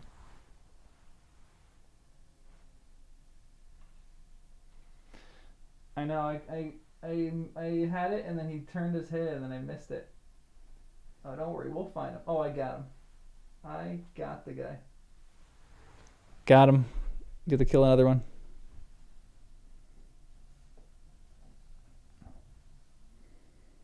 I'm taking too much joy in killing ticks.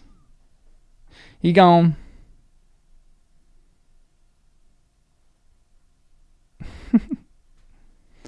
That guy is dead.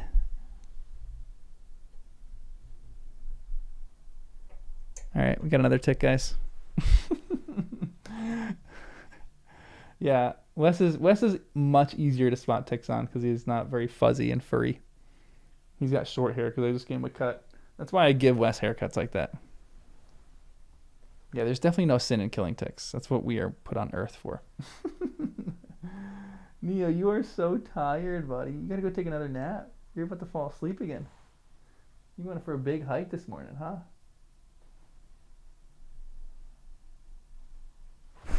Probably got ticks all over you, buddy. Don't worry, we'll find them all and we'll kill them. All right, go take a nap. All right, let's keep reading. Tick hunter John, like Carl. Yeah, I'm the hunter of the ticks. There he is, making an appearance. Look at him. He's all fluffy and cute. Now he's just spreading his ticks around with that little shake. 16. The debate of the commanders. Frodo from the Morgai looks out over the camp to Mount Doom.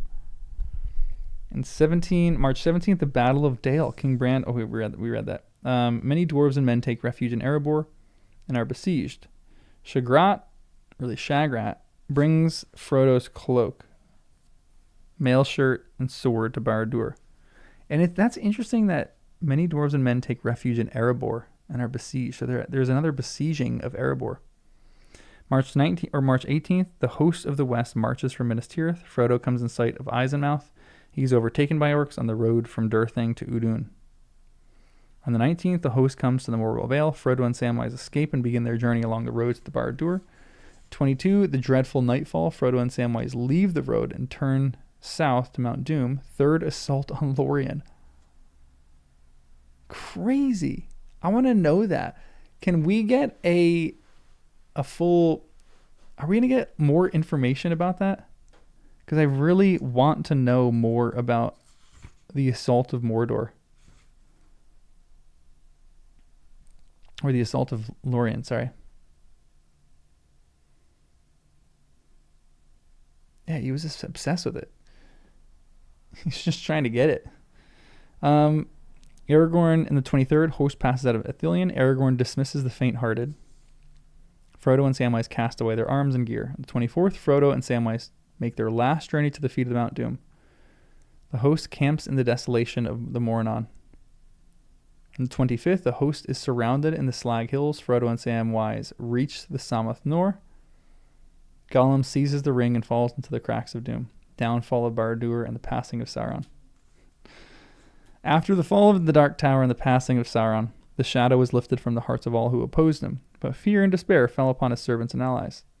3 times Lorien had been assailed from Dol Guldur, but besides the valor of the elven people of that land. The power that dwelt there was too great for any to overcome, unless Sauron had himself come there. Unless Sauron had come there himself. Though grievous harm was done to the fair woods on the borders, the assaults were driven back, and when the shadow passed, Celeborn came forth and led the hosts of Lorien over the Anduin in many boats. They took Dol Guldur, and Galadriel threw down its walls and laid bare its pits, and the forest was cleansed.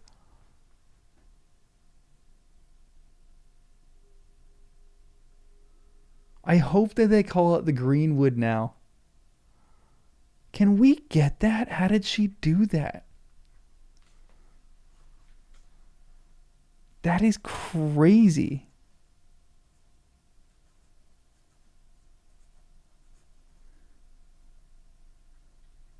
That's insane. Yeah, what a power couple. What's her ring? Does she have the water ring?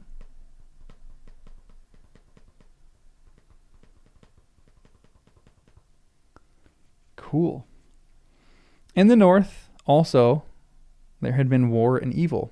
The realm of Thranduil was invaded, and there was a long battle under the trees and great ruin of fire. But in the end, Thranduil had the victory. On the day of the new year of the elves, Celeborn and Thranduil met in the midst of the wood, and they renamed Mirkwood, oh nice, Erin Lasgalen, the wood of green leaves. Thranduil took all the northern region as far as the mountains that rise in the forest for his realm. Celeborn took all the southern woods below the narrows and named it East Lorien. Interesting.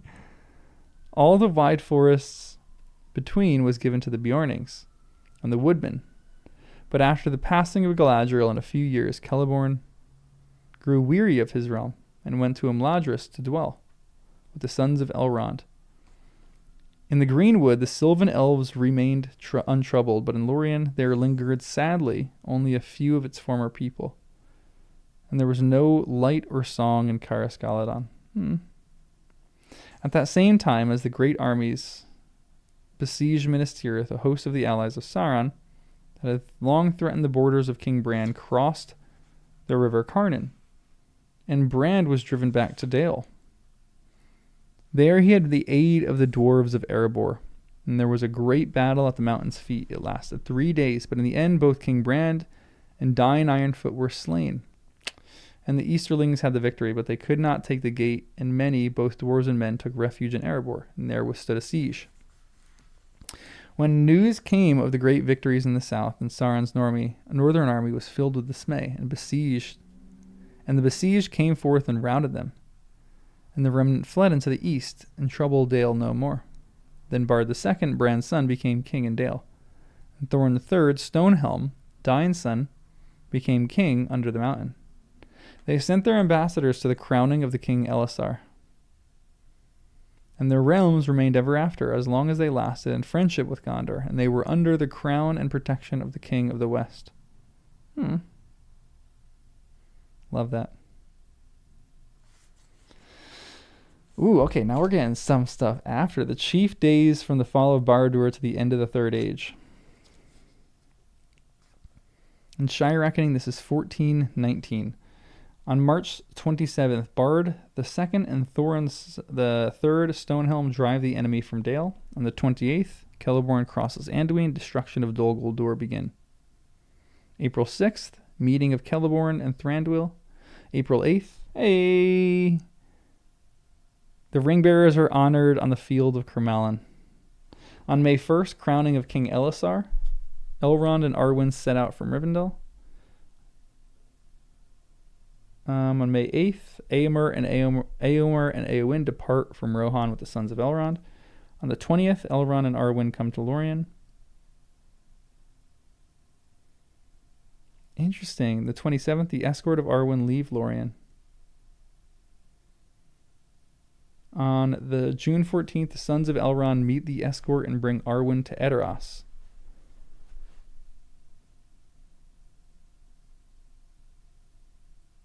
On the 16th, they set out for Gondor.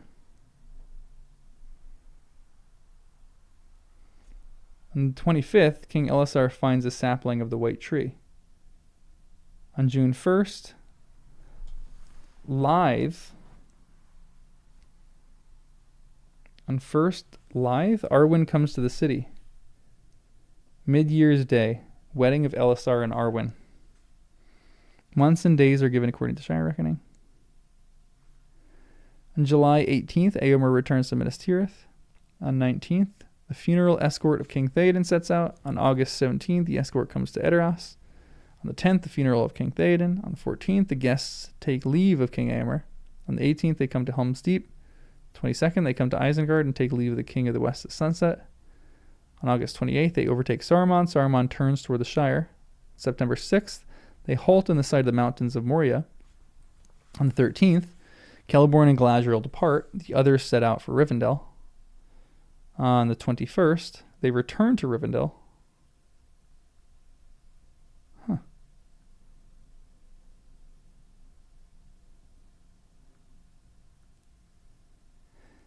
They halt in sight of the mountains of Moria?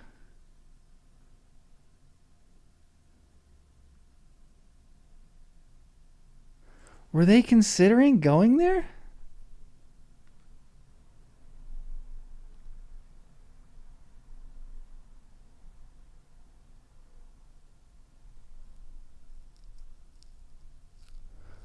There is no August 15th, unfortunately.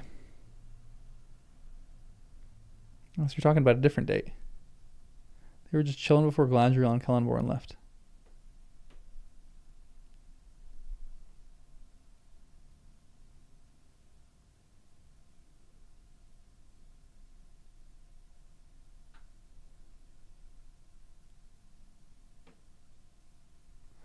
I don't have an August 15th, guys.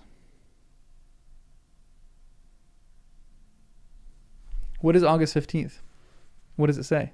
Maybe mine's a misprint. Mine goes August 14th to 18th. Oh, Treebeard releases Saruman. I don't have that.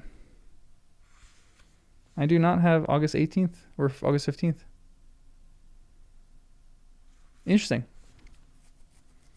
Different versions. September 6th, they halt in sight of the mountains of Moria. On the 13th, Celeborn and Galadriel depart. The others set out for Rivendell. On the 21st, they return to Rivendell. On the 22nd, the 129th birthday of Bilbo, Saruman comes to the Shire. Ugh. On October 5th, Gandalf and the hobbits leave Rivendell. On October 6th, they cross the fords of Bruinen. Frodo feels the first return of pain. On the 28th, they reach Bree at nightfall. On the 30th, they leave Bree. The travelers come to the Brandywine Bridge at dark. On November 1st, they are arrested at Frogmorton. On the 2nd, they come to Bywater and rouse the Shire folk. On the 3rd, the Battle of Bywater, the passing of Saruman, the end of the War of the Ring. Now we have 3020. On March 13th, this is the year of great plenty. On March 13th, Frodo is taken ill on the anniversary of his poisoning by Shelob. Sad. On April 6th, Malorn flowers in the party field. Love that. On May 1st, Sam marries Rose. Okay, so we're getting future stuff. This is going to be great. I'm excited for this. May 1st, Mid-Year's Day, Frodo resigns office of mayor and Will Whitfoot is restored. On September 27th, Bilbo's 30th birthday. October 6th, Frodo is ill again. On Shire Reckoning 3021, or on 3021, Shire Reckoning 1421. March 13th, Frodo is again ill. Man, the guy can't catch a break. On the 25th, birth of Eleanor the Fair, daughter of Samwise. On this day of the Fourth Age began in the reckoning of Gondor. On this day, the fourth... That's incredible. On the birth of Samwise's daughter, we're getting the reckoning, the Fourth Age beginning in Gondor. Love that. On the 21st, Frodo and Samwise set out from Hobbiton. On the 22nd, they meet the last riding of the Keepers of the Ring in the Woody End. On the 29th, they come to the Grey Havens. Frodo and Bilbo depart over the sea with the three Keepers. The end of the Third Age. On October 6th, Samwise returns to Bag End. Later events concerning the members of the Fellowship of the Ring. Excellent. Also, it says Eleanor became known as the Fair because of her beauty. Many say that she looked more like an elf maid than a hobbit. She had golden hair, which had been very rare in the Shire. But 2 others of Samwise's daughters were also golden hair, and so were many children born at this time. Because Galadriel spread in her seed.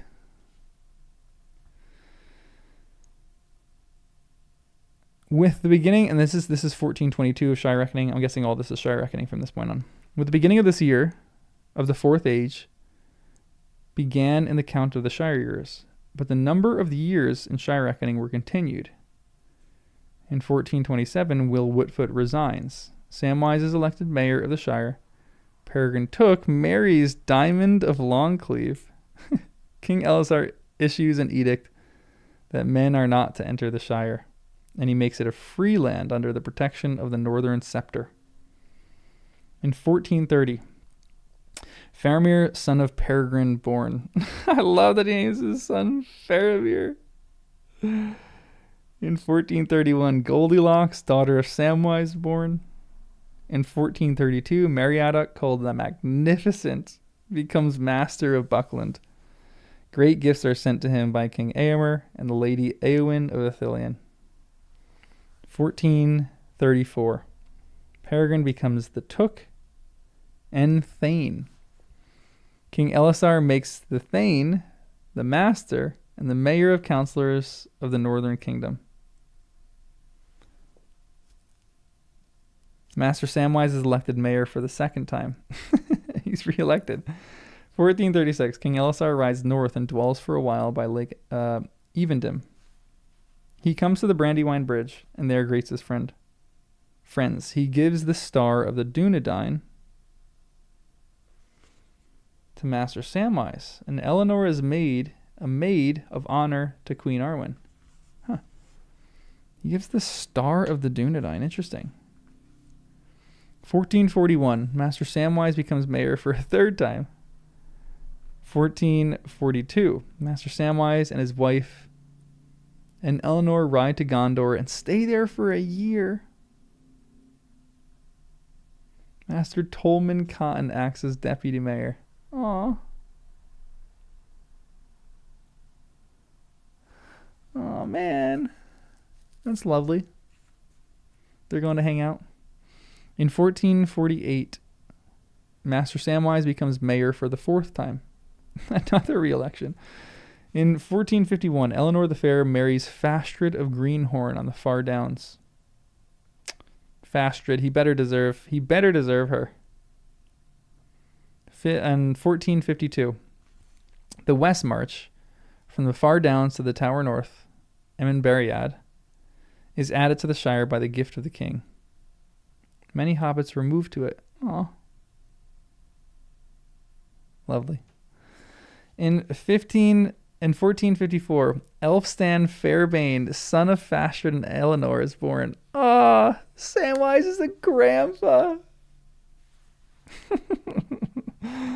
In 1455, Samwise becomes mayor for a 5th time. Yeah, we really need term limits. This is crazy.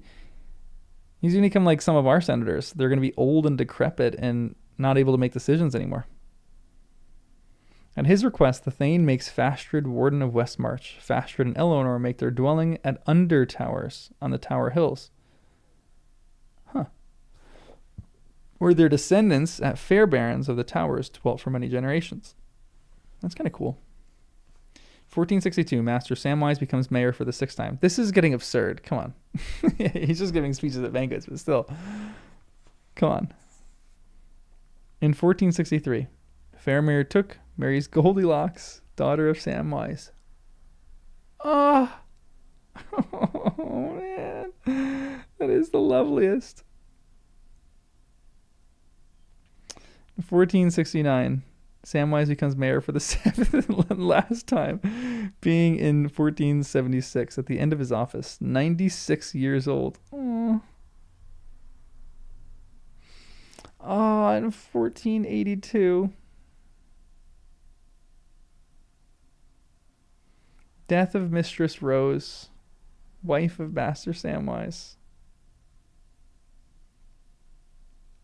On Mid-Year's Day. On September 22nd, Master Samwise rides out from Bag End. He comes to the Tower Hills and is last seen by Eleanor, to whom he gives the red book afterward, kept by the fair barons. Among them, the tradition is handed down from Eleanor that Samwise passed the towers, and went to the great nations, and passed over the sea. Last of the ring bearers.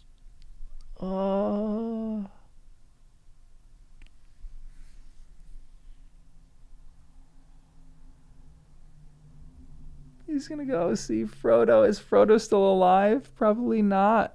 Is he?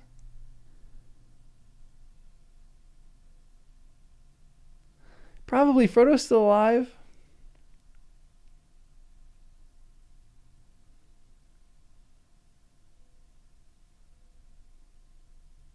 What's all the 07s?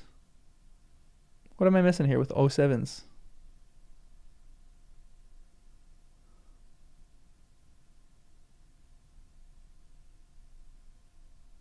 '07's a salute. Okay. I kind of knew that he went, but still, that's like, does he see Frodo? Frodo's probably still alive. What do you think?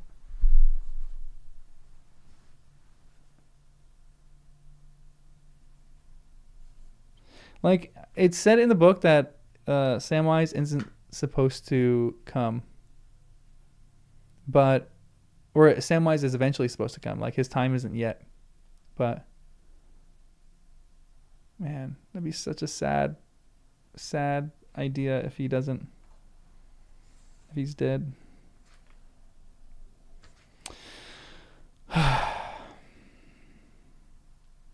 That's a lovely note.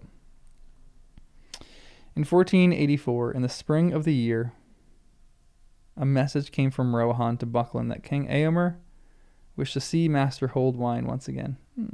Meriadoc was then old, 102, but still hale. He took counsel with his friend the Thane, and soon afterward they handed over the goods and offices to their sons and rode away over the Sarn Ford, and they were not seen again in the Shire. It was heard after that Master Meriadoc came to Edoras and was with King Eomer before he died in that autumn. Then he and Thane Peregrine went to Gondor and passed what short years were left to them in the realm until they died and were laid in Rath Dinen among the great of Gondor.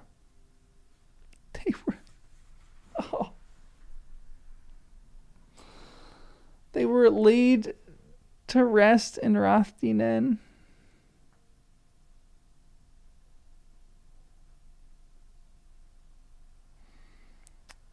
In 1541, in this year, on March 1st, came the last passing of the King Elisar. It is said that the beds of Meriadoc and Peregrine were set beside the beds of the great king. Then Legolas built a grey ship in Ithilien and sailed down Anduin and so over the sea. And with him, it is said, went Gimli the dwarf. And when that ship passed, an end was come in Middle-earth of the fellowship of the ring.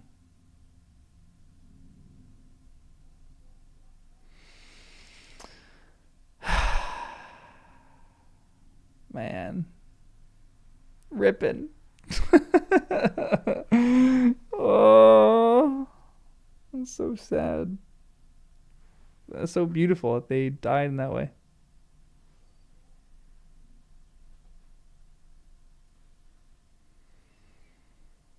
Man. I love this book. I love the details for that. That's crazy to me.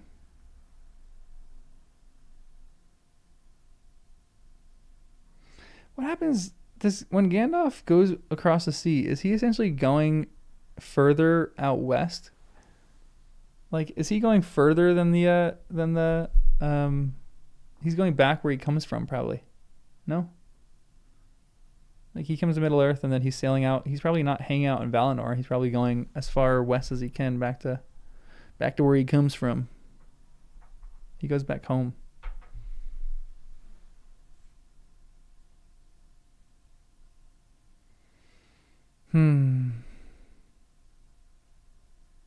Yeah, it's like, the end of the Fellowship of the Ring. I don't know where he comes from. That's a great point. Valinor is where he comes from. To me, it's like, what is west of Westeros? Like, what is west of Valinor? To me, there's like the land of the gods. Like, because it seems like Valinor is like this beautiful realm, the undying land, but it almost seems like there's a land beyond that, like the spiritual realm. Like Valinor is like flirting between those two things. It feels like the spiritual realm, but it also feels a little bit like the physical also, like a perfect little Eden. And then, like, past that, it feels like there's maybe like another area of the gods. Okay, the Silmarillion for that. No spoilers. So I'll get to the Silmarillion then. Eventually. Next year. We got to do the Hobbit first. I can't wait for the Silmarillion. Utopian purgatory. That's what I was kind of thinking. All right, I'm gonna go through the family trees. I'm essentially just gonna sit here and read them myself and make comments on them.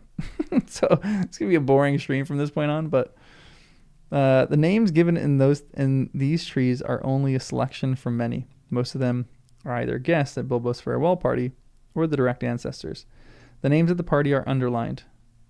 A few other names of persons concerned in the events recounted are also given. In addition, some genealogical information is provided concerning Samwise, the founder of the family of Gardner. Later, famous and influential. The Gardners, love that. The figures after the names are those of birth and death where that is recorded. All dates are given according to the Shire reckoning, calculated from the crossing of the Brandywine by the brothers Marcho and Blancho in the year 1 of the Shire. Bagginses of Hobbiton. Okay, so now this is how Pippin is related to him. So Mungo, Pansy, Ponto, Largo, Lily. Great names. I love the name Lily. And it is all flowers. Lily, Pansy, Mungo, like Mongo. You have Bungo. Mungo has Bungo. Bungo is Bilbo. Love that. And then Mungo has Bungo, Belba, Longo, Linda, Bingo. Bingo!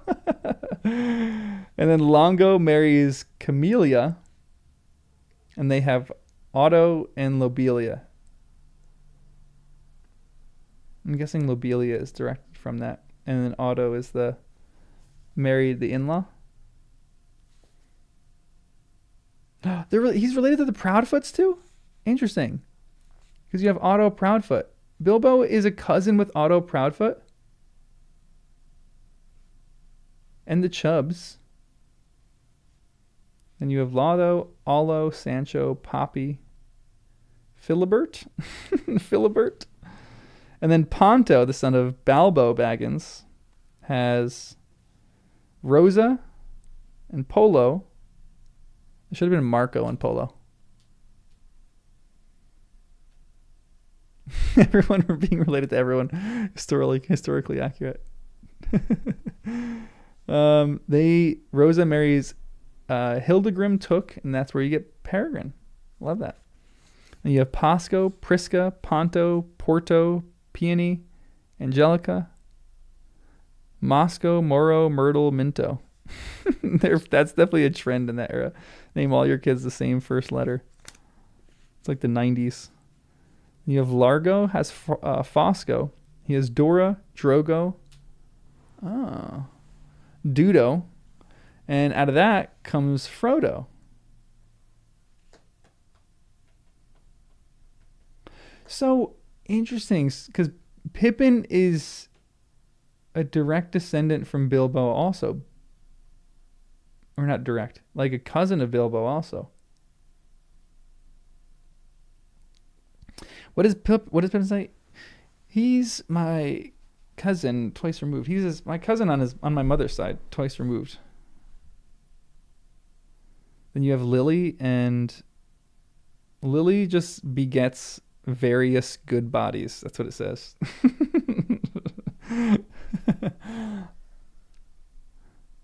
Frodo was son of Khal Drogo. Yeah, exactly, for real.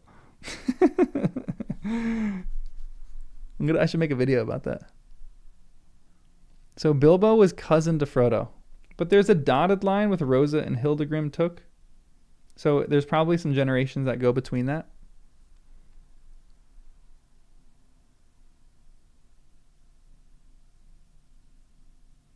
Bilbo's great-grandparents are Frodo's great-great-grandparents. Yeah.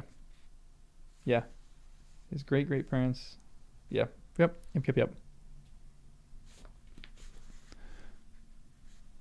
Best is the Took tree. Okay. We're on the Brandybuck. Brandybuck tree is, we have Gormaddock Deep Delver, who has Maddock, Proudnecks, Sadok, and Merrick. Marries Hannah, 2 sons. Salvia, Gundebald Bolger. Wait, does Sadok have an actual child named 2 sons? It's not in parentheses. Maybe that's a typo on mine. So I believe that he has a son named 2 sons. Sadok has a son, or Sadok has 1 son named 2 sons. It doesn't put that in parentheses in mine.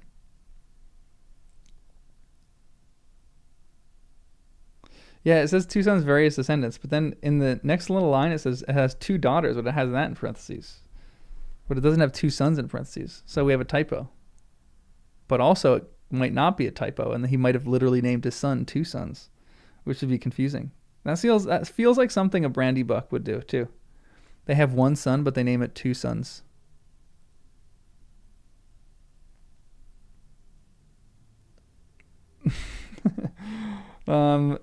You have Gorbodoc Broadbelt, Rurmik Goldfather, Amaranth.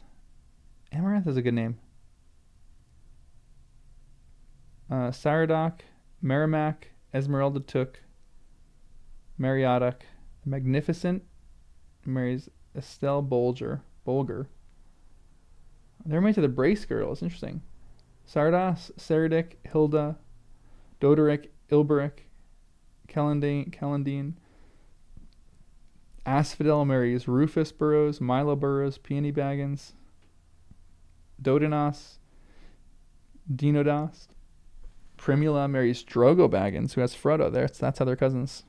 Then you have Orgulas, Gorbulas, Mardas, Melilot, Mentha, Marimas. Then we have the Tooks. Here we go, the Tooks. All right, we just have 2 more. We have the Tooks and then Master Samwise's.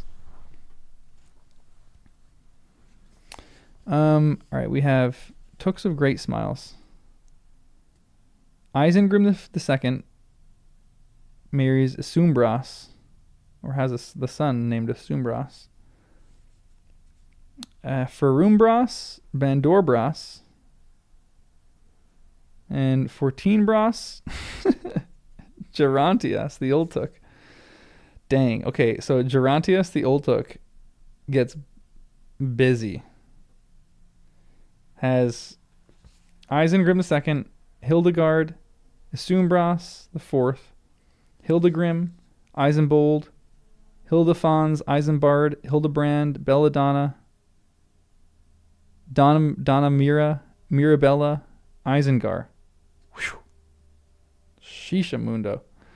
Eisenbard has Flambard, Adelard, Reginald, who has 3 daughters, and then later Everard. These names are crazy. I love that he just came up with these names. This is hilarious. So someone's in Twitch. Yes, I am real. We're also streaming this on YouTube. That's where the real party's at. I don't know if you're real, though. That's the real question.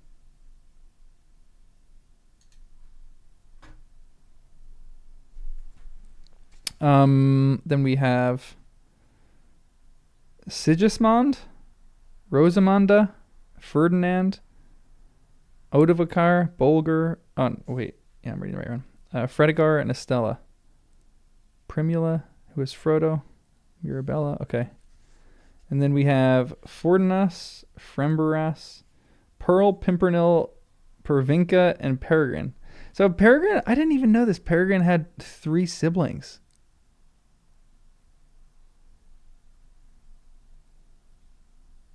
I mean, that obviously makes sense, but that never really like hit me. How many siblings does Mary have? Mary's an only child. It seems like it. And Pippin has 4 siblings. They sound like 4. Yeah, 3 sisters. They sound like sisters. That's what I was gonna say. Pervinca. That doesn't sound like a flower's name, but is Pervinca a flower? We have the Scarlet Pimpernel. Yeah, trees might be incomplete for sure. But I feel like if it was Pippin and Mary and Pippin, they would probably have them. Who marries Faramir the First, Goldilocks, daughter of Samwise. That's lovely. I love that. Elegantine, Paladin, Esmeralda, Ferumbras, Fortinbras, Aldegrim. These names are great. And the last one, you have Longfather, the Longfather tree of Master Samwise. Why is it called a Longfather? Is that showing also the rise of the great families of Gardener of the Hill and of Fair Baron of the Towers? And that's the 2 towers. Yikes! All right, you have Hamfast of Gamwich,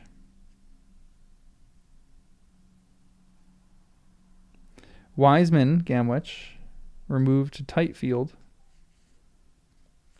Hob Gamage, Old Roper, Old Gamagey, Hobson. Hob marries Rowan, whose siblings are Halfred, Erling, Hending, and Rose. Oh. Holman of Green-Handed of Hobbiton. Rose marries Contman. Sam? Sam, are you marrying your cousin? Uh-oh. No, cousin-in-law. We're good.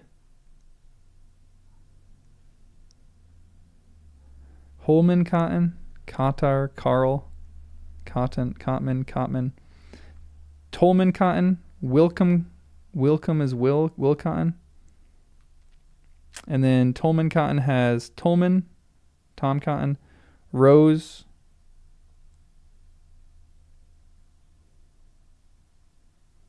who marries Sam Gamgee, Wilcom, Jolly, Bowman, Carl. Nibs is Carl. And then you have Ardwine, Hamfast, Ham Gamgee, the gaffer, who marries Belle Goodchild. Took up with his cousin Holman in Hobbiton as a gardener. May Halfred of Overhill, Hallfast. And you have Hamson. Sam has a lot of siblings. Interesting. Hamson, Halfred, Daisy, May, Samwise. And then Marigold. That's interesting that Sam has a lot of siblings.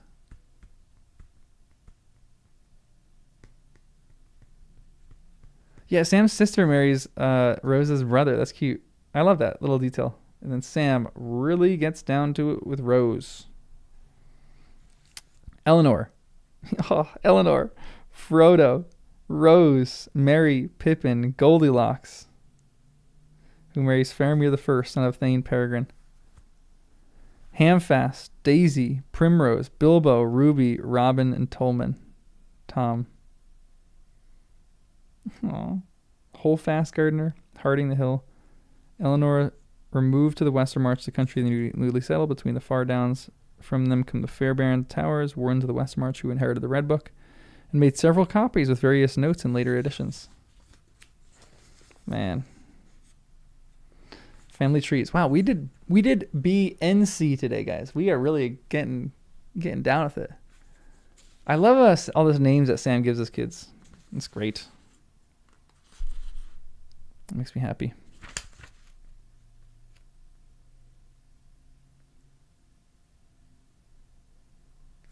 Interesting. All right, so there's maybe a 2 or 3 videos I'll probably make about this stuff. But other than that, I probably won't make that much. So sometime at the middle of this week, maybe, we're probably going to do Appendix E or Appendix D. And D is not that long. And we're going to skip E because we already read E a while ago. And no one wants to go through that again. Maybe we'll do D and F in one shot. Should we? D and F can fit in one stream, but okay, let's think through this logically.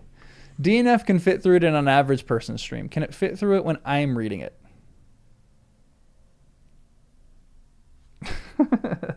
Like, can D? Is D just like a quick read, and then when we get to F, F is where the good stuff is? Because keep in mind that I am reading this, and I probably will go through this slow.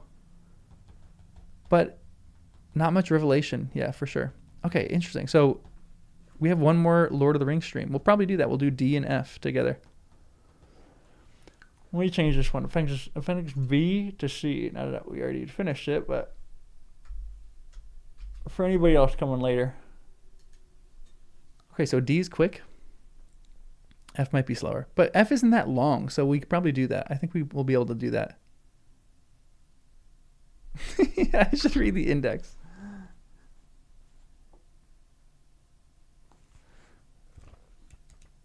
The index would be great.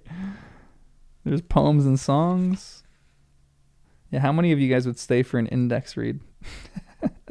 You have places, things, supplement. Wow, we have one more actual Lord of the Rings read before we're done. And then we'll start The Hobbit in the end of April. I'm going to be gone for the middle of April. So we'll just get some stuff done. We'll do it when I come back in the end-ish of April.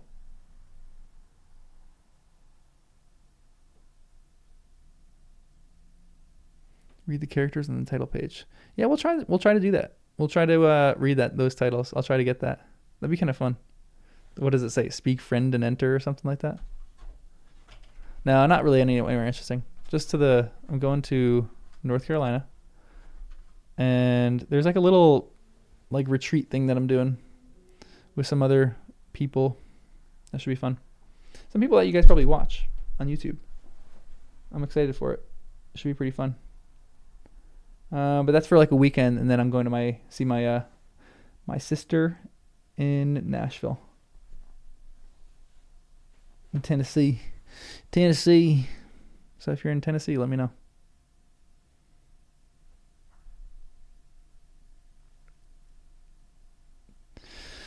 All right, guys. That was great. That was fun. That was lovely.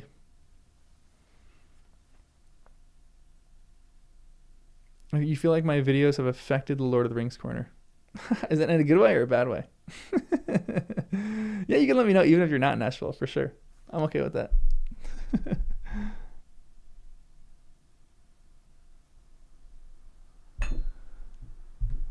Yeah, we can go on a tick hunt now. I got 3 on my desk just sitting here waiting for the trash, waiting to get burned too. I should just get a bunch and put them in prison. Okay, you're not in Nashville.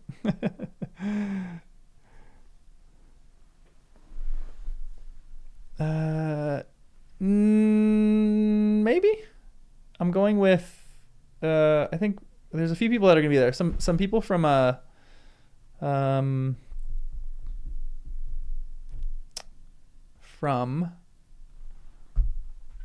Substack. But there's I think there's 2-3 other YouTubers. The Geeky Stoics are going to be there. And then Master Samwise is going to be there. The Master Samwise. Samwise Baggins. Samwise Baggins. Samwise. Wow. Yikes. Sorry. So it's a little powwow. A little brainstorm. So I might make some. I don't know if I'm going to make videos with the guys or anything. But I'll probably bring some recording equipment and do something while I'm there. We'll see. We'll see. But now I have to go on a tick hunt for the dogs. Extreme violence kills them as well. I didn't know saltwater kills them. Are you sure saltwater kills them? I feel like ticks can live through anything.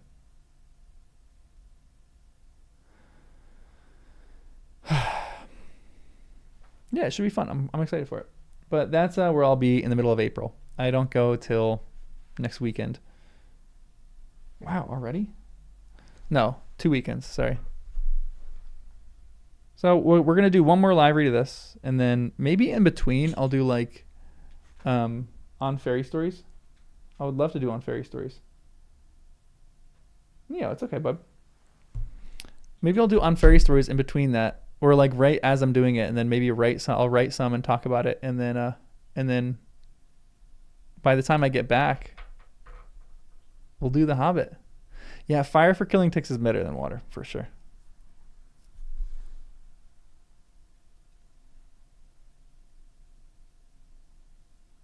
Yeah, bleach would definitely work, I think. Saltwater killed it? Interesting.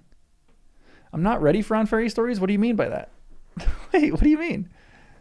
It's huge? It is actually big?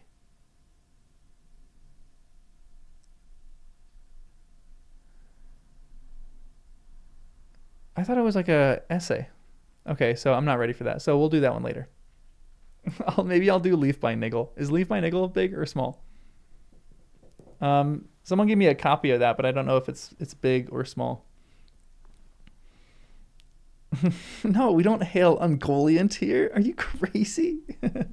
Yeah, maybe I'll do Farmer Giles. That's a good idea. Maybe Farmer Giles. Hobbit. Yeah, The Hobbit, Silmarillion, Unfinished Tales. Yeah, for sure. The Hobbit, and then maybe, yeah. Farmer Giles of Ham is going to be my new favorite. Interesting. Okay. I mean, I probably would be ready for On Fairy Stories. I think so. I think I would love that. But if they're long, I do want to start The Hobbit relatively quick.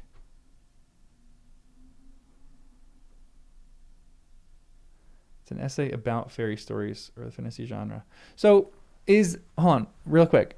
Is On Fairy Stories a book of essays, and within On Fairy Stories there is one single essay called On Fairy Stories? Like, is that just his book of essays?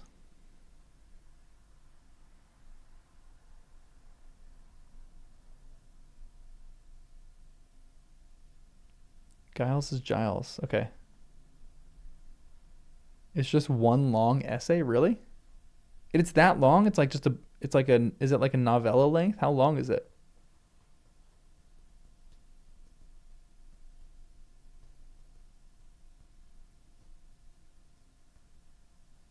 It was meant to be a lecture, but like, was it like a series of lectures?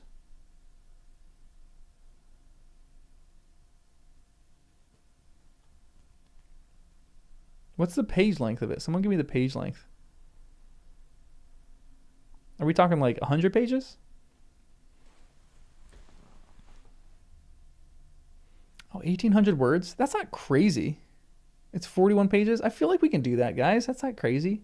But the only issue is I think if I read that, I would probably have 1,000 things I want to talk about with it. So maybe we'll save that. Is it a good idea? Should we, because would that help me understand The Hobbit more? That's the question.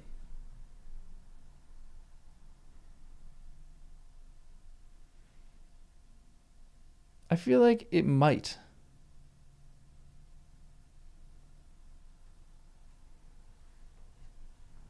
Read it after I'm done? Okay. It's not on Lord of the Rings level, 41 pages. It's an essay level, 41 pages. But I do like essays. I'm a big fan of essays. Is it a well-written essay? It's got to be. It's Tolkien.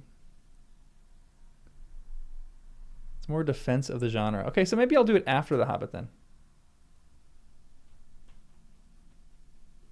Maybe I'll just do Farmer Giles. Farmer Giles.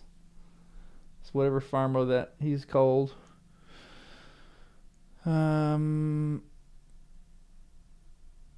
Just big and dense. Okay. Interesting. So we'll get there when we get there. But I'll probably do The Hobbit. Maybe Farmer Giles right after. And The Hobbit. I don't want to read The Hobbit. What do you mean? Yeah, I definitely do want to read The Hobbit. Voiced by Oblivion NPCs? No, send that. If you're in the Discord, send it in the Discord. Also, if you're not in the Discord and you want to join the Discord, here, real quick. I got to do this more often. Join the Discord there if you guys want. I already read the Father Christmas letters. That was kind of fun. I'm not putting off The Hobbit. I just feel like I want to read something in between. Like something short. Like I thought On Fairy Stories was going to be like a 10-page essay that I was going to be able to go through. But I want to, I'll check it out. I kind of really do want to get to The Hobbit. The Hobbit is the one that I'm anticipating and excited for maybe the most. But we'll see. All right, guys. I'm going to jump off. That's all I got today. It was a pleasure. It was really fun. Had a good time with you guys, as I always do. And then we'll figure out order in the Discord. If you want, join the Discord. You don't have to, obviously. I'm not going to force you against your will to join the Discord. But it's fun. Chat about things. Have a good day or night wherever you guys are at. And I will see you later. Later, Discount. Appreciate you joining on Twitch. Peace out, people. Hold on, I gotta do this. I gotta do the actual ending. Later.